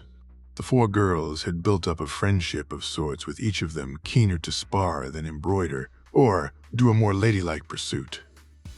She had found herself concerned at how the Starks had thought about her ruling, the younger ones in particular. Arya, it seemed, had taken to the yard, and that the girl was just like Jay in this regard was no great surprise. Her husband, too, had always used sparring to clear a troubled mind. Marjorie looked to Ghost and saw the reason why she had come here far more clearly now. Her time with the wolf had forged a bond between them, and while it was nothing like the one Jay had, it was a strange and wondrous thing all the same. At times she felt as if she knew what the wolf wished for. It was as if she could sense his moods and wants, and Ghost had wanted to come and see how Arya was doing. Sansa, she said softly, and her friend moved closer to her. Your Grace, your family, Sansa. I know you don't wish to speak of this, or perhaps especially not with me, but Robb, your father, Arya, you, what happened? You're dealing with it the best you can, she asked, turning to her, not as the queen, but as a concerned friend. We are, Your Grace. Sansa, said both of them, then looking to see Arya laugh as she beat Obella. If you... She began only for Sansa to shake her head. We each have our own way of coming to terms with it, Your Grace. Arya spars, as you can see. My brother spends time with his betrothed and plans his wedding, and my father concentrates on our new brother and ensuring he and Elle are well. Sansa said, And you? And you? I have my duties, and Fang and Willis, Sansa said with the briefest of smiles as Marjorie nodded. Very well, Sansa, she said. It was clear it wasn't going to be her that her friend opened up to, and she felt just a little sad about that. She was about to turn and walk away when she heard a voice and saw both Sansa and Mira frown. Ghost, quickly moving in front of her and no longer looking out on the sparring yard at the same time. Seeing the smile on the man's face and the way he looked her up and down, she hoped for his sake that Ghost was just being protective. If her husband was actually in his wolf today, then Lord Harold was walking on very thin ice, given how he dared to look at her. He already was with her. Your Grace, you're such a beautiful sight to behold on this beautiful day, Lord Harold said, reaching out for a hand that she never offered. Lord Harold, she said curtly, and yet the smile on his face never faltered. Have you come to watch the spars, Your Grace? Had I known that you were such a fan of them, I'd have endeavored to have arrived earlier and to put on a show for your entertainment, Harold said, looking at her cleavage, and Marjorie felt Ghost brush against her. Have you improved since last I saw you, Lord Harold? For I don't remember you possessing any great talent. Certainly not of the level of those I am accustomed to seeing, she said, and caught the small chuckle from Sansa and Loras' smile out of the corner of her eye. Perhaps you need to grow accustomed to a different sword, Your Grace, to compare to one that you've not seen much of lately, Harold said with again a look to her cleavage. She didn't need to look to see the frowns. nor how Loris's hand moved ever so slightly to his own sword. Were Harold not trying to imagine what she looked like without her dress, then he'd have seen the bared teeth that Ghost was showing him, something again that she didn't need to look to see. I find after seeing my husband's skills with his sword, Lord Harold, and having witnessed them many times, that all others pale in comparison, she said, and caught Sansa's blush. Indeed, your grace, tales of his grace's skills are well known. Though with him not here to express those skills, then perhaps another swordsman should step up and provide her grace with an alternate performance, Harold said, smiling at her and staring while trying to be subtle as his eyes looked her up and down. You believe yourself up to the task, Lord Harold? She said, offering him a flirty smile as she thought of a way to entertain herself. If her grace would only give me leave to show her, I'm sure she'd find me most capable, and that my sword was good and true, Harold said, and she wondered if he actually thought his flirting was doing anything but annoy her, or how open he was leaving himself. I think I'd very much like that, Lord Harold, very much indeed, she said. The look on his face was priceless, like a babe ready to open a present. His smile beamed, and she could see his breathing begin to quicken. Sir Loras, perhaps you can test your blade against Lord Harold's, she said, and how she, Sansa, Mira, and Loras himself didn't laugh openly at Harold's changed expression. Only the gods knew, she said, and how she, Sansa Mira. I'd be more than happy to, your grace, Loras said, stepping forward. That Harold had nowhere to go and no way to back out without losing face was clear, and when the Lord cursed under his breath, Marjorie decided to move in for the kill. Unless, of course, your words speaking up your skills were merely that, Lord Harold? There's no shame in it. You wouldn't be the first lord who named himself a swordsman, only to prove he didn't know how to wield a blade, she said, smirking. I only wish I'd have dressed more appropriately, your grace, Harold said. Then by all means go and change Lord Harold. I'm sure Sir Loras won't mind, and perhaps we can make an event of it. We shall invite the court to witness your skills firsthand and show them what a fine swordsman you truly are, she said while trying her best not to laugh. After luncheon, your grace. Strace, Harold said with a bow. After luncheon, Lord Harold, she replied. She waited until he was far enough away that he'd not turn back, but close enough so that he'd hear before she burst out laughing, Sansa and Mira joining her. When she turned around, she saw the smirk on Arthur's face and the angered but determined one on Loras's. I believe my husband would like you to put Lord Harold in his place, as would your sister, she said, looking to Loras. It will be my great pleasure to do so, your grace, Loras said as she reached out and rubbed Ghost's head, her smile full as she nodded and then turned to walk back into the Red Keep. King's Landing, 298 AC, Princess Arianne. She screamed his name out yet again and then felt her breath grow shallow as he took her over the edge.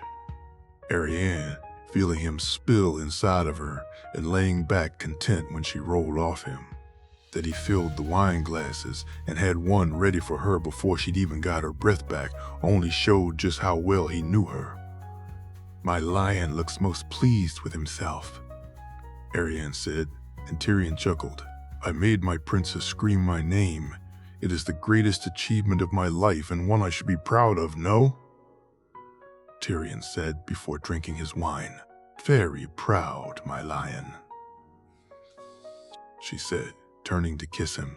Though this was not the only ride you promised me, she said with a pout. You know why I've not taken you up on Lyderon yet, my love, he said as he looked at her. Very well, I'll wait until to our wedding night for that ride, but I should make you wait until then for your next two, she said as she began to laugh when she saw the look on his face. Have no fear, my lion. I'd not deny myself, even if I should, you. She drank her wine, and they settled into a comfortable silence. It wasn't that they had nothing to speak of, or that they were avoiding speaking on certain issues. Arianne had found that Tyrion was an open book when it came to her and she to him. No subject was taboo or unexplored, and she told him and him, her, things that neither would share with anyone else. Her betrothed, though, was a thinker, a planner, and she herself had many plans for their future too, that they both seemed to do their best thinking once they'd exhausted themselves after making love, only proving just how compatible they truly were. When sleep had come, she couldn't tell, only that she awoke alone the next morning, Tyrion having, as was his wont, had left a note on the table to explain his absence. She smiled when she read it before getting up and calling for a bath, Arianne soon laying in the warm water and allowing it to soothe her stiff bones and muscles. It was always the same when she awoke after a long night, her body, be it from Tyrion's ministrations or how she slept afterward, always seemed in need of a warm bath before she could face the day. What a day it would be, too. The final fittings for her dress, and the last steps of organizing her return to Dorne. Her time away from home was soon at an end. She hoped Tyrion would join her, but until they knew of the Ironborn and the King, she knew he'd not be able to. Arianne not looking forward to them spending time apart, as she'd gotten used to the comforting feeling of his body beside her in the bed. Stepping out of the bath, she allowed the maids to dress her and fix her hair, and then walked down the hall to Oberyn's more than ready to break her fast. "I told you, right on time," Nym said as she strolled into the room. Arianne smiling at her cousin as she told the maid what she wished for and took her seat. "No? Obara this morning?" she asked Tyen, who was sitting between Elia and Obella. "Our sister has made some new friends," Tyene said, shrugging her shoulders. "New friends?" she asked, and then she heard Ilaria's voice behind her as her aunt walked to the table, holding Dorea and Loreza by their hands. "The Wilding woman and the Stark and Mormont girls." Nym said she ate something, and Arianne's own plate then arrived. "Aren't those last two more suited to Elia or Obella?" she asked to annoyed looks from both girls. "They are, and they were our friends first," Obella said annoyedly. "Mama says we must eat and go to our lessons before we can play." "Bella, you know this," Elia said. "Indeed, she knows it well," Ilaria said, kissing her on the cheek before she took her own seat with her two youngest cousins on either side of her. They ate and laughed as Obella tried in vain to get out of her lessons so that she and Elia could go spar, Ilaria not caring when Obella told her that Arya Stark had no lessons to go to, and so neither should she. That Arianne understood the reason why the girl had been allowed to do what she wished was of no great comfort to Obella, who just thought it all so very unfair. When the girls were finished eating, they, their youngest sisters, and Ilaria all went to their lessons regardless, and Arianne was left alone with both Nym and Tyen. "Is the fitting before or after lunch?" Nym asked. "Before. I've to meet with Lord Manderley for lunch to discuss future trade for Dorne," she said. "Dull, boring trade. Gods, I'm so glad I'm not a princess," Tyene said with a smirk. "At least you'll eat well, cousin, in your boring and dull meeting," Nym said as Arianne chuckled. It was true. The one thing you were guaranteed was a good lunch if you met with Lord Wyman. She spent the next few hours being poked and prodded with pins as the dress went through its final fitting, Arianne almost seeing it as it would be on the day that she wore it while walking down the aisle. Her meeting with Lord Wyman went far better than she could have hoped. The new trading routes in the east were to be open to all, and Dornish goods already sold well in Essos as it was. Still, more coin would only cement her popularity among the lords of Dorne, a popularity that was ever growing, especially amongst the newest lords. They lost so many, and so together with Oberyn, she pored over lists, second sons, cousins, even distant ones now placed in charge of keeps and lands. The blood royals were finally gone, completely, as were the wheels, two of her most troublesome bannermen, no longer in a position to cause her any trouble. She hoped they liked their new life at the wall. Though thinking of that cold and unforgiving place brought thoughts of her brother to her mind, Arianne, resolving to speak to Benjen Stark and the Wilding to find out what life was truly like there. They could tell her if there was some way that she could at least make it more comfortable for those from Dorne who'd been sentenced to it. "My niece looks troubled," Oberyn said as he walked into her room. Arianne sitting alone at her desk with papers half-written and unsigned in front of her. "Thoughts of the future and of the past, Uncle. Is there some news from the war?" she asked, wondering why he'd come to her. Not that she didn't welcome his visit. Not since we got news from Lannisport and the North, Oberyn said, taking a seat and pouring himself a glass of wine, Arianne shaking her head when he offered to pour her one. "You believe they'd dare attack Dorne?" she asked, and Oberyn laughed. Greyjoy would not be so foolhardy. Besides, there are more interesting targets long before his fleet would ever reach our shores. "But we're ready?" she asked, a little worried. "We're ready. Now, what is it that truly troubles my niece so?" She took a moment and reached over to her own glass, water, not wine, and she swallowed it down. "I must return to Dorne, and yet I do not wish to do so alone," she said as she looked to him. "Arianne?" he asked. "Not just he, all of you. I shall be the only one there. Uncle, father, Quentyn are both gone, and Trystane is still but a boy. You, Ellaria, my cousins," she said. And Oberyn got up from his seat and walked to her, kneeling down and taking her hands in his own. "Do you really think that my children would let you prepare for your wedding alone, Ari? That I would allow them so?" he asked. And she looked at him. "But you, here, I, and here will be the same today, tomorrow, or a week from now. My niece is to be wed, and my girls and my love will see that the wedding exceeds even her own dreams of such," Oberyn said with a smile. She hugged him tightly and thanked him only for Oberyn to chide her and say that she was his niece, his princess, and his blood. She of all people owed him no thanks. They ate dinner as a family that night, Ellaria annoyed with Oberyn for ruining the surprise, and Nym and Tyene speaking of their return openly now that the secret of it was out. By the time she reached her rooms that night, she was almost walking on air, Arianne smiling when she saw Tyrion waiting for her. "Did my princess have a good day?" Tyrion asked before he kissed her. "A very good day, my lion," she said as she began to undress. The Battle of the Shield Islands, 298 AC, Kevin Lannister.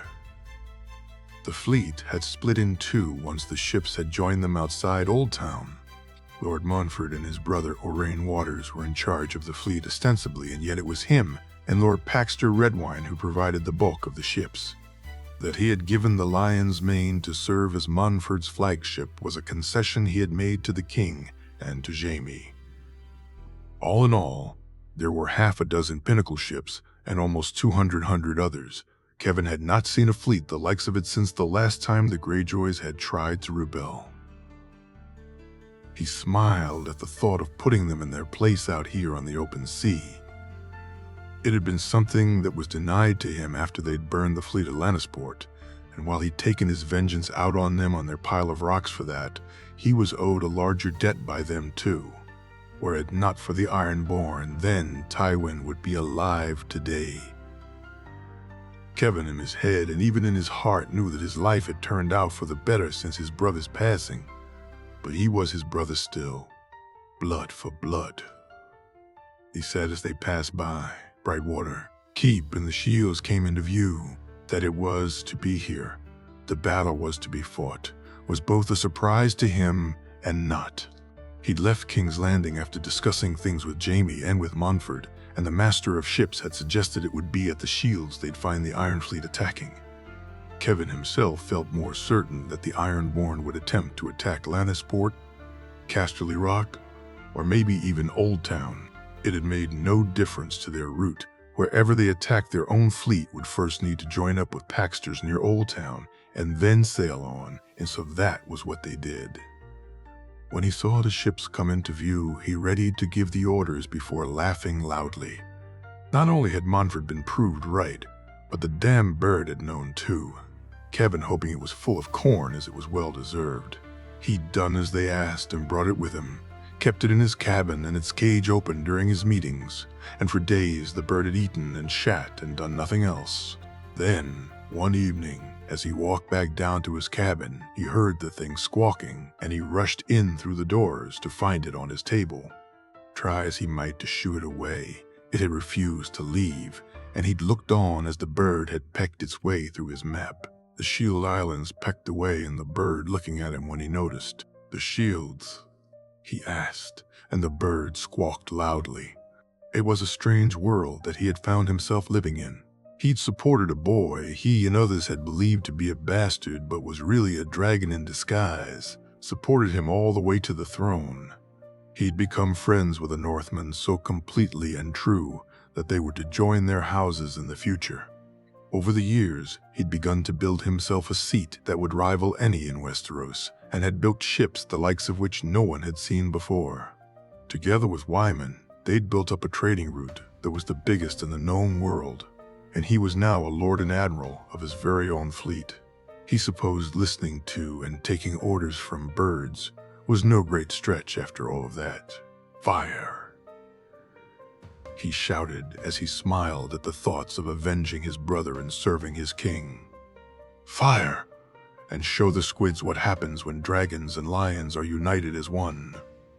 Montfort Valerian. They would definitely need some of these ships in the royal fleet, he thought, as he strolled on the deck of the Lion's Mane.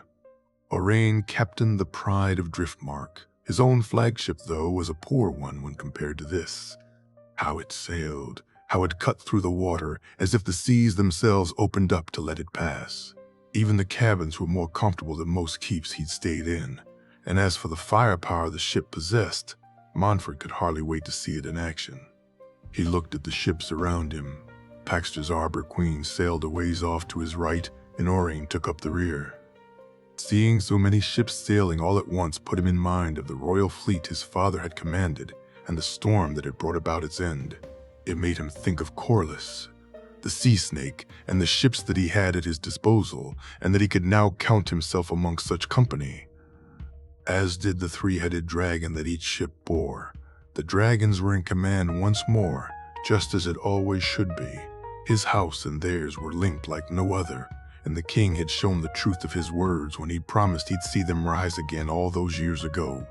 Driftmark had gained coin from trading deals, and improvements had begun to be made to the keep and to the island itself. Soon they'd begin work on more and more ships that would sail under his command. Now finally he had a true chance to prove his worth and show that the role he was given was one that he deserved. Montfort had not really had a chance to do so during the war, his king having no true need of him or the other lords of the Narrow Sea. It was why, unlike Kevin, Paxter, and even Aurane, he cared not that the dragons weren't flying over their heads. They and others had their glory. It was time for Montfort to finally know some of his own. "Lord Paxter, my lord," Lucien said, handing him the Myrish eye. "Let's see what our Lord of Greggs wants, shall we?" he said, taking it from his first mate. Looking through the eye, he saw Paxter signal that they'd spotted the Iron Fleet, Montfort having Lucien signal back that he'd got the message, and then turning to look at the shields in front of them.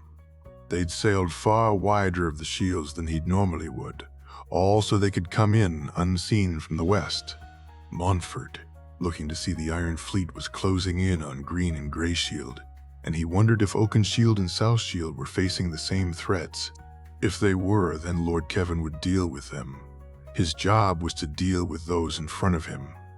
And deal with them he would. "Ready the attack, fly the flag," he shouted as he counted the ships in front of him. When he was done, he was sure the Iron Fleet had split too, and that in doing so, they'd doom themselves to defeat. Had he faced the entire fleet here himself, then he'd be outnumbered. As it was, they were more than evenly matched ship for ship, yet he had pinnacles, and they had not. He was eager to get into range when the Lannister first mate hurried to stand beside him, Montfort lowering the Myrish eye and looking to the young man. "We're ready to fire, my lord." Gareth Farman said. The young man, the fourth oldest of the Lady Jane's sons, and the would-be captain of this ship, were not Montfort aboard. Aye, as soon as we're in range, Gareth, he said and turned to raise the Myrish eye once more. We're in range, my lord, Gareth said. And he looked to the young man to see him nod. For true? He asked, surprised. For true, my lord. Give the order, he said, raising the eye to see. The bolt flew through the air and he watched it all the way. Montfort stunned to see the distance it covered, and even more so at the damage it wrought. It simply crashed through the hull of the iron-borne longship, as if it was made of paper, and not the hardest wood, the next boat sinking the ship as more and more began to fly. Everywhere he looked, the ships were being hit, the three pinnacles all doing their jobs. Montfort, looking on as the longship's own replies fell far short of even coming close to any of the ships that were under his command. Cease fire, he said after the third volley had been launched. My lord? Gareth asked, confused. It's not fair that we have all the fun, lad, and if we keep firing, then the others will never get a shot off, he said with a laugh that Gareth quickly joined in with. When he saw the first balls of pitch come his way, he wondered if he was making a mistake. But they still fell short. The Ironborn were either not very good with their aim or they'd been beaten and already knew it. It may very well be both, he thought, as he saw their own arrows and scorpion bolts fly, Montfort then giving the order for another volley when he saw their own hit home. His fleet had a taste of war. Now it was time to end it, and while each man could claim they'd done their part, it would be the pinnacles that won this day. Fire! He shouted, and a dozen bolts flew from the side of the ship. Fire the firebolts! He said a few moments later, and soon the sea was awash with burning ships, and as he looked through his Myrish eye, he could see that the Ironborn were retreating. South Shield, 298, AC. Sir Talbot Seri. From the moment the Ravens had come, he'd been waiting for this day, dreading and looking forward to it in equal measure. To fight and protect his home was both something that dreams were made of and also something he never wished to come to pass. Yet he sought glory and recognition too, and had received none of that in the war of the one true king. He'd ridden with the other lords and heirs of the Reach, and had seen no true action, the war over before it had begun, and his blade left dry and unused.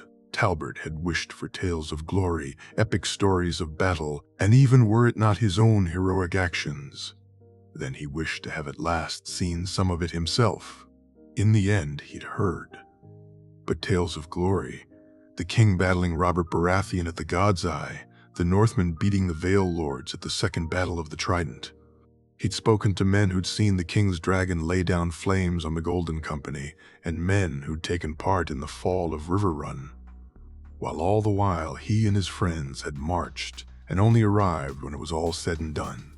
Now standing on his ship and looking at the fleet that headed his way, he wondered if it was guts or glory that he'd see this day. Perhaps both, he said with a wry grin, as he looked back to South Shield and hoped that his father, mother, and sister were safe and well. Around him were 10 other ships, half the Seri fleet, and while he wished he had the other half, he knew that it would make little difference. Sailing his way was more than 100, and another 10 on his side would make never mind. Talbot reached down and felt the hilt of his trusty longsword smiling as he did so. Well, Roselips, it's just you and me, and all these Ironborn fucks, what say? You feel up to kissing one or two of them before we put you back to rest? He said, pulling the sword out and looking south to see no ships sail his way to offer any aid. It seemed to take an age for the Ironborn to come into range, and he watched as they and his own ships began to fire their balls of pitch and flaming arrows. Talbot telling the men to hold the scorpion bolts for now. That 1 or 2 of his ships were successful didn't really do him that much good, as so were 1 or 2 of the Ironborn, and they could well afford to lose more ships than he. He saw the Kraken's sails and ordered the Scorpions fired. Around him, more of his ships had been damaged, and he watched some of them limp away while others were not so lucky. "We're out, sir," Ethan said, and Talbot looked to see the longship that was heading his way. "Two arms," he shouted as he awaited the collision. He held on to the rail and was lucky he did so, hearing a scream behind him and a splash to signify that not all of his men would be as lucky this day. With rose lips in hand, he cut down the first reaver that boarded his ship and readied to face the second. Talbot's blade no longer dry, and as he cut down his second man, he heard the cheers of his men behind him. Whether it was that or the thoughts of his family that fueled him, he couldn't tell. Only that he felt stronger and more determined, and as he ducked the axe and took the head of the man who aimed it, the cheers grew louder still. By the time they'd stopped coming, he'd killed perhaps 6 men. The crew of the Ironborn ship had been lesser than he had expected, both in ferocity and numbers, and he reckoned there were less than 20 men aboard. He turned to give a speech, to tell his men all was not lost, and as he did so, he saw the cheers hadn't been for him as he had thought. The fleet had arrived, and the Ironborn were now outnumbered. Talbot seeing those large Lannister ships bearing the grapes of red wine and the 3-headed dragon flying high. It was the sight of the 10 ships bearing his house's sigil that brought a smile to his face. That, and looking to see the beach of Southshield still untainted by the presence of squids. For Southshield, he shouted as he raised rose lips to the air. For Southshield. The shouts rang back, the silence. Euron Greyjoy, carnage, bloodshed, chaos. It was glorious in its horror. And he stood on the bow of the silence and reveled in it, that it was his men being slaughtered, his ships being sunk, and his fleet on the receiving end of that bloodshed mattered not. And as he looked to Oakenshield, he laughed loudly. He didn't stop until the scorpion bolt flew too close to the silence itself, Euron then moving to see who had dared fire upon a god. He'd seen the Pinnacle ships before, never at this range though, and never firing at him and his ship. And he was beginning to think that what he had said to Victarion wasn't so smart after all. The second bolt barely missing his mast and Euron turning to shout at the tongueless freaks to drop their oars. When the third bolt took the figurehead, and he heard it, and Aaron fall into the water below, he laughed louder still. It seems. The drowned god wants you after all, brother. Give him my regards, he said as he felt the silence begin to pull away. He looked to the sky and frowned. There was still no sign of his dragon anywhere, and around him his ships were falling far too fast.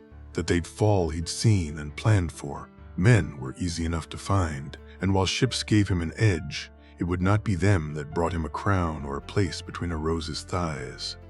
Only a dragon would do that, and yet the skies remained free of them.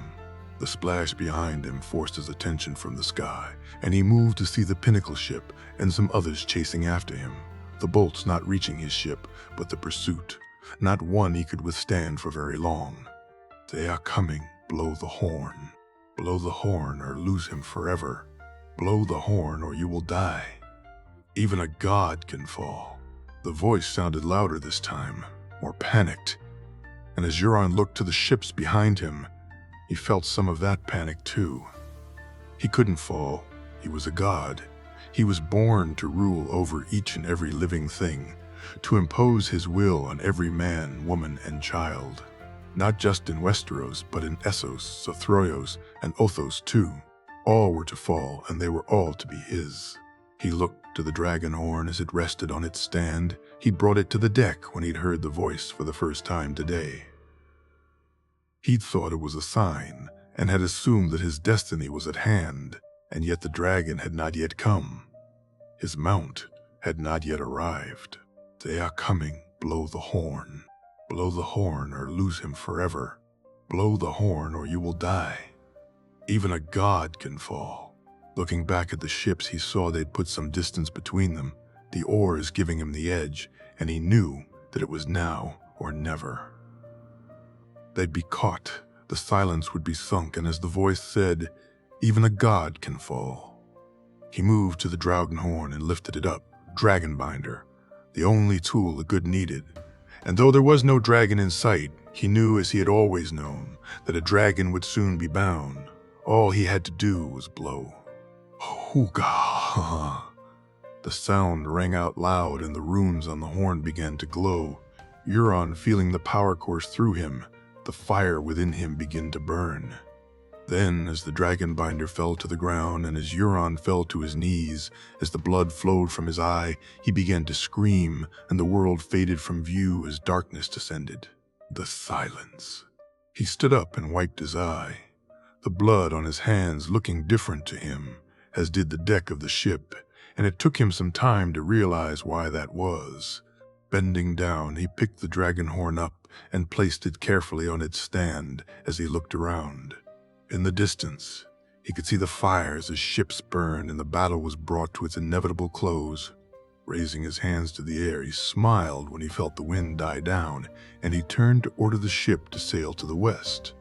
It was time for them to leave this place, and all other directions were lost to him for now. Walking to the stern of the ship, he looked as the pinnacle and the others fell back, just as he had known they would, and soon enough they were gone from his view. Not that he really cared. He'd see them all soon enough. Only when he did so again it would be atop a dragon's back. He tapped the breastplate and felt the Valyrian steel and bent down to pick up the axe, and saw it was made from the same substance. A welcome gift, as were the others he'd sent Euron to fetch for him over the years.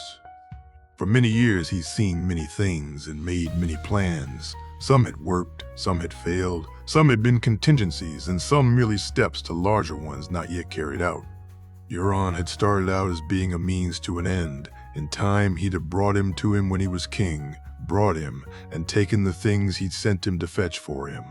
He'd have jumped from the body of a crippled boy into the body of a pirate. He would have had him blow the horn and bind a dragon to him, little knowing that only a dragon can bind a dragon. Brynden would have taken him for his vessel and lived until it was time to jump again. And though he may not have lived as a king in the old world once he had, he'd have lived all the same. Now, though it would be different, his kin wouldn't even see him coming. Instead, he'd blind him to his each and every movement. And in the land of the blind, the man with one eye is king, he said, laughing as he walked down the stairs and into the cabin below. Valyria. 298 AC. Jaehaerys Targaryen. He waited in the hall for what felt like hours, speaking to Rhaenys until she left him alone once more. That she was simply there one moment and faded away the next. Would, in normal circumstances, and had already once today, have had him shouting out her name, but he was starting to get used to it and to this place. The sounds he heard when he concentrated sounded like whispered conversations that he couldn't quite make out. Jay drank his water and ate the last of his food, the bread, fruit, and meat, not having lasted him as long as he had thought it would. The truth of things was that he wasn't even truly hungry, and he had only eaten out of habit and for something to do. As time stretched on, he looked around the hall and at the walls, the floor, and the ceiling itself, noticing for the first time just how different it looked to the Red Keep, Casterly Rock, or Winterfell. The stone was smoother. The joins where other stones were added to it seemed almost invisible to the eye. If he didn't know it wasn't possible, then he'd have sworn the entire hall had been carved from one single stone. Jay, rubbing his fingers along the wall and searching for the joins to prove to himself that it was just a trick his eyes were playing on him. Stondsingers. A woman's voice said from behind him, and he turned to see an older silver-haired woman standing there, a woman he recognized and called out to. Grandmother? He said, his voice loud but shaky, and the sound of it reverberating around the hall. Jaehaerys, his grandmother said, smiling at him. He ran to her, grabbing her and embracing her, feeling her arms wrap around him as his head rested on her shoulder. When he finally moved to look at her, he had tears rolling down his cheek, which she wiped away with her thumbs. "Aye, grandmother." He felt her take his hand in her own and lead him from the hall, Jay gladly following with her as they walked silently. There were a million things he wished to say to her, and yet he found for some time that he had no words, finally focusing on the only things he could think of, Viserys and Dany. "I tried, grandmother. I tried, Viz. I didn't think. I thought I had more time," he said, hoping she understood. "Hush, Jairus. My son was not your fault. Dany, she misses you, grandmother. She misses. I showed her. She saw. Was I wrong to let her see that? She needed to know how I felt, grandson, and that for me there was never a choice. It was to be her, always her, and I've not regretted anything other than I couldn't be with her. I've watched her, seen who she's become, and I'm so very proud of her. She and you were all I ever wished for," his grandmother said as they walked down some stairs and into another large room. Jay looked more at her than he did at the room they entered. His grandmother looked older than she had when he'd seen her in the glass candles, which was strange to him, and yet not at the same time. It took him a moment to make sense of her words, and when he did, it raised even more questions, ones this time he knew he had to ask. "You saw Dany?" he asked as the door closed behind them. "I saw you both, Viserys too. We could always see you, Jaehaerys. That is our curse in a way, to see and not be able to touch, to speak, to reach out and hold you when you cry or are scared." She said, her voice sad, and yet she smiled when he squeezed her hand. "Here, how come you can hear?" he asked before an idea struck him. "Dany, I can bring her here. To you, she could," he said excitedly, only for the look on his grandmother's face to make it clear there was a problem. "It can only be you, Jaehaerys, were Dany to set foot in this place. Then she, like Arya, would suffer greatly. Only you can walk these lands," his grandmother said. "Why? Because only you possess the magic to do so, my son," he heard a woman say from behind him. He turned quickly to see her, her tan skin and long dark hair, her dark eyes so reminiscent of her brother's. Yet she looked as fit and vital as she had each time he dreamt of her or had seen a vision of her. Jay didn't say any words and embraced her as warmly as she did him. This woman who named him her son, despite him not being her blood. "Elia," he said softly. "Jaehaerys," she said, moving him from her so she could look at his face, her hands on either of his cheeks as she stared at him and took his features in. "I read your letter," he said, looking to the ground. "I meant those words with all of my heart. You are my son Jaehaerys, as sure as if I birthed you myself. You are my children's brother, the blood of my blood," Elia said, smiling. Ray was here," he said, looking around frantically.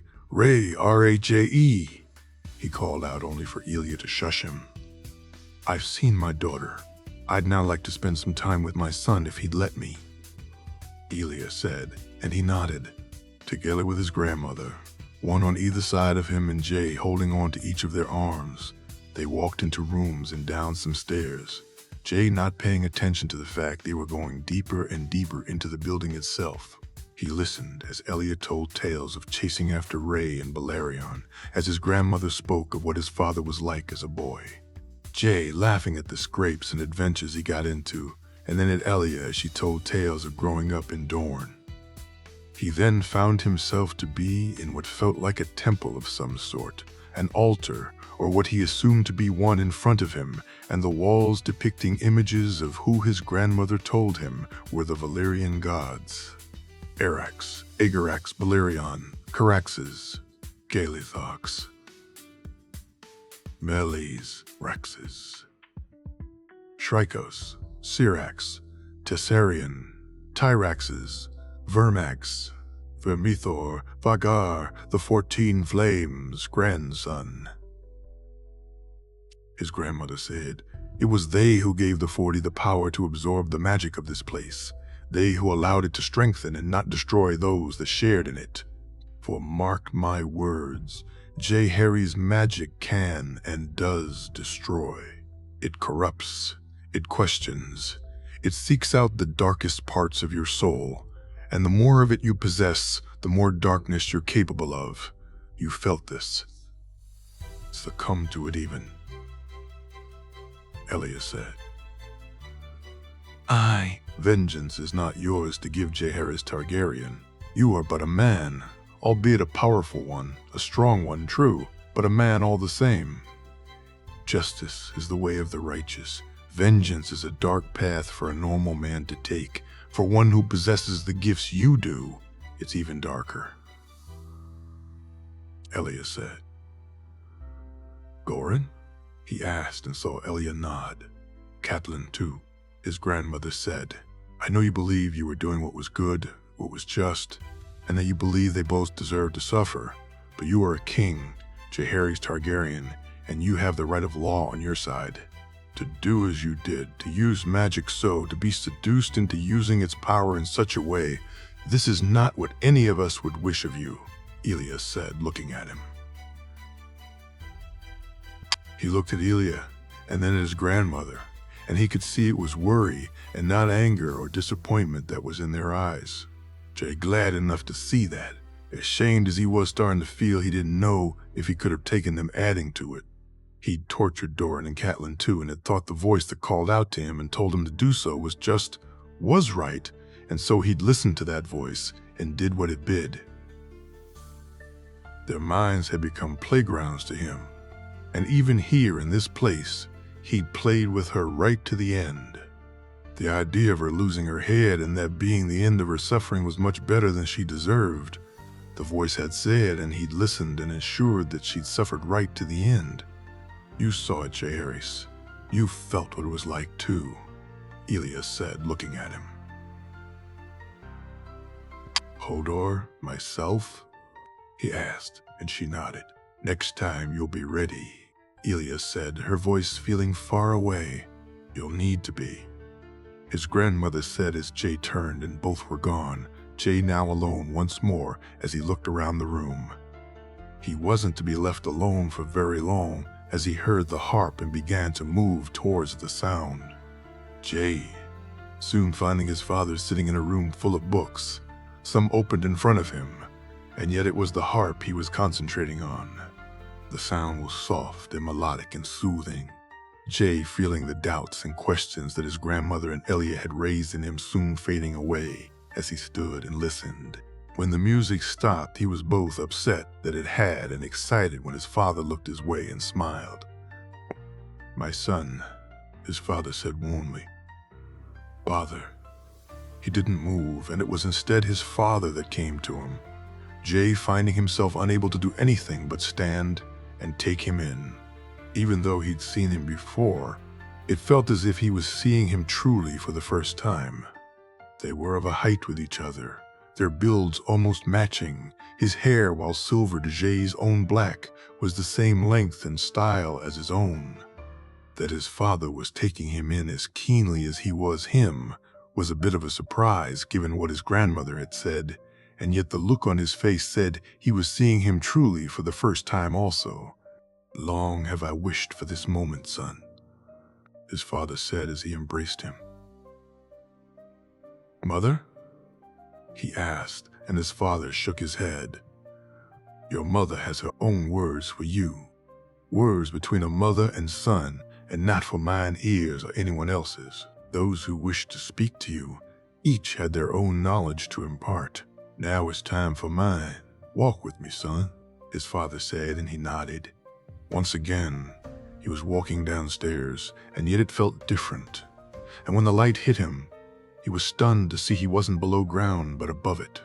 That wasn't the only surprise, as Valyria was whole and full, its people moving about their daily routines, laughing, japing, eating, merchants buying and selling, and families enjoying their day. In the sky, countless dragons flew. Jay, marveling at the different sizes and colors of them as they did so. When the noise came, he looked to his father and found he was staring at him keenly while the ground trembled all around them. He saw the wall of molten rock that soon was everywhere the eye could see, and heard the sound of the screams of the people as they ran in vain to try and get away from it. Looking up, he watched as dragons burst into flames in the sky, creatures who were fire made flesh soon turning back into nothing but fire itself. The sky itself seemed to burn, the red glow from it covering the ground below as all around him he could see the 14 flames were taking Valyria back into their warm embrace. The doom had come, and it was a terrible sight to see. "Magic, my son. This is the price of magic," his father said. Almost as soon as it had begun, it was over. Jay looking over burned ground and seeing the people turn to ash, the sky still red and burning, but it was empty now. His father bid him follow, and so he did, and soon the land they walked on had changed, and fire had been replaced by ice. Jay, looking to his father who pointed far ahead, and he saw him then. He sat on a throne of ice and his eyes were closed, Jay noticing that he seemed slumped against it rather than sitting upon it straight. Looking close, could see that this man, this thing that seemed to be made of ice, was far more familiar than at first he looked. He'd seen him before. In Winterfell and in Dragonstone, he'd seen the images drawn on their walls. "The Night King," he said softly. "A king for a king, Jaehaerys," his father said as once again the sky above him began to change. Jay looked on as night followed day in the blink of an eye, so quickly that he could barely keep up, and it seemed as if he was watching the passage of time. The Night King still sat slumped on his icy throne, and the days and nights passing in the blink of an eye. After he knew not how many, time seemed to slow, the days and nights taking longer to pass, and finally it was day once more. Looking to the throne, he saw the Night King stir, and watched as his eyes opened, the unearthly blue staring his way, and what looked like a smile appearing on his face. Instinctively, he reached for the sword at his hip, only for his father's hand to grab and stop him. And before he knew it, he was standing in the large open area that he and Rhaenys had landed in, and he could see her resting ahead of him. "Now is not the time, son, but it will come, and soon," his father said. "He, the Night King, you said a king for a king?" he asked. "There can be only one, Jaehaerys, and that one is you." "He, the Doom, was that him?" he asked. While the 40 shared, the Great Other did not. He took one by one until he took them all, and their power became his own. But power is a curious thing, Jaehaerys. The more you have of it, the more you want, and with magic, this is even more so. You feel it as a thirst for knowledge, for control, as a yearning to learn how much you can do with the magic you possess. Eventually, that yearning will strengthen or destroy you. It will corrupt you or make you whole. "I was corrupted," he said shamefully. "No, what you did was good and true. How you did it was not. There is a difference, my son. It's one you know here," his father said, touching his chest and placing his palm over his heart. "How am I to stop someone who could? The Doom." "How do I stop someone who can do that?"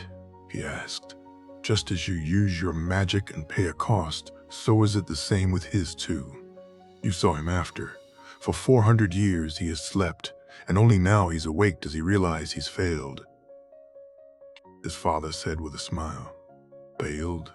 He ended Valyria, father." "No, Jay, he did not. You are Valyria. You, your sister, your dragon. 3 heads of the dragon, one who lived, one who died, and one that was reborn. Together you are stronger than he. His recovery is not yet complete, and it will take many years for him to regain his full strength. As for your own, you feel it within you, and just as he has the power to destroy, you have the power to create. Light and dark, 2 sides of the same coin. Do you remember what my grandfather said about us? That madness and greatness are 2 sides of the same coin. that every time a new Targaryen is born, the gods toss the coin in the air and the world holds its breath to see how it will land. He said, Baro, as with you so. With you, my son. The world and I have never needed to hold our breaths, his father said, smiling beamingly at him.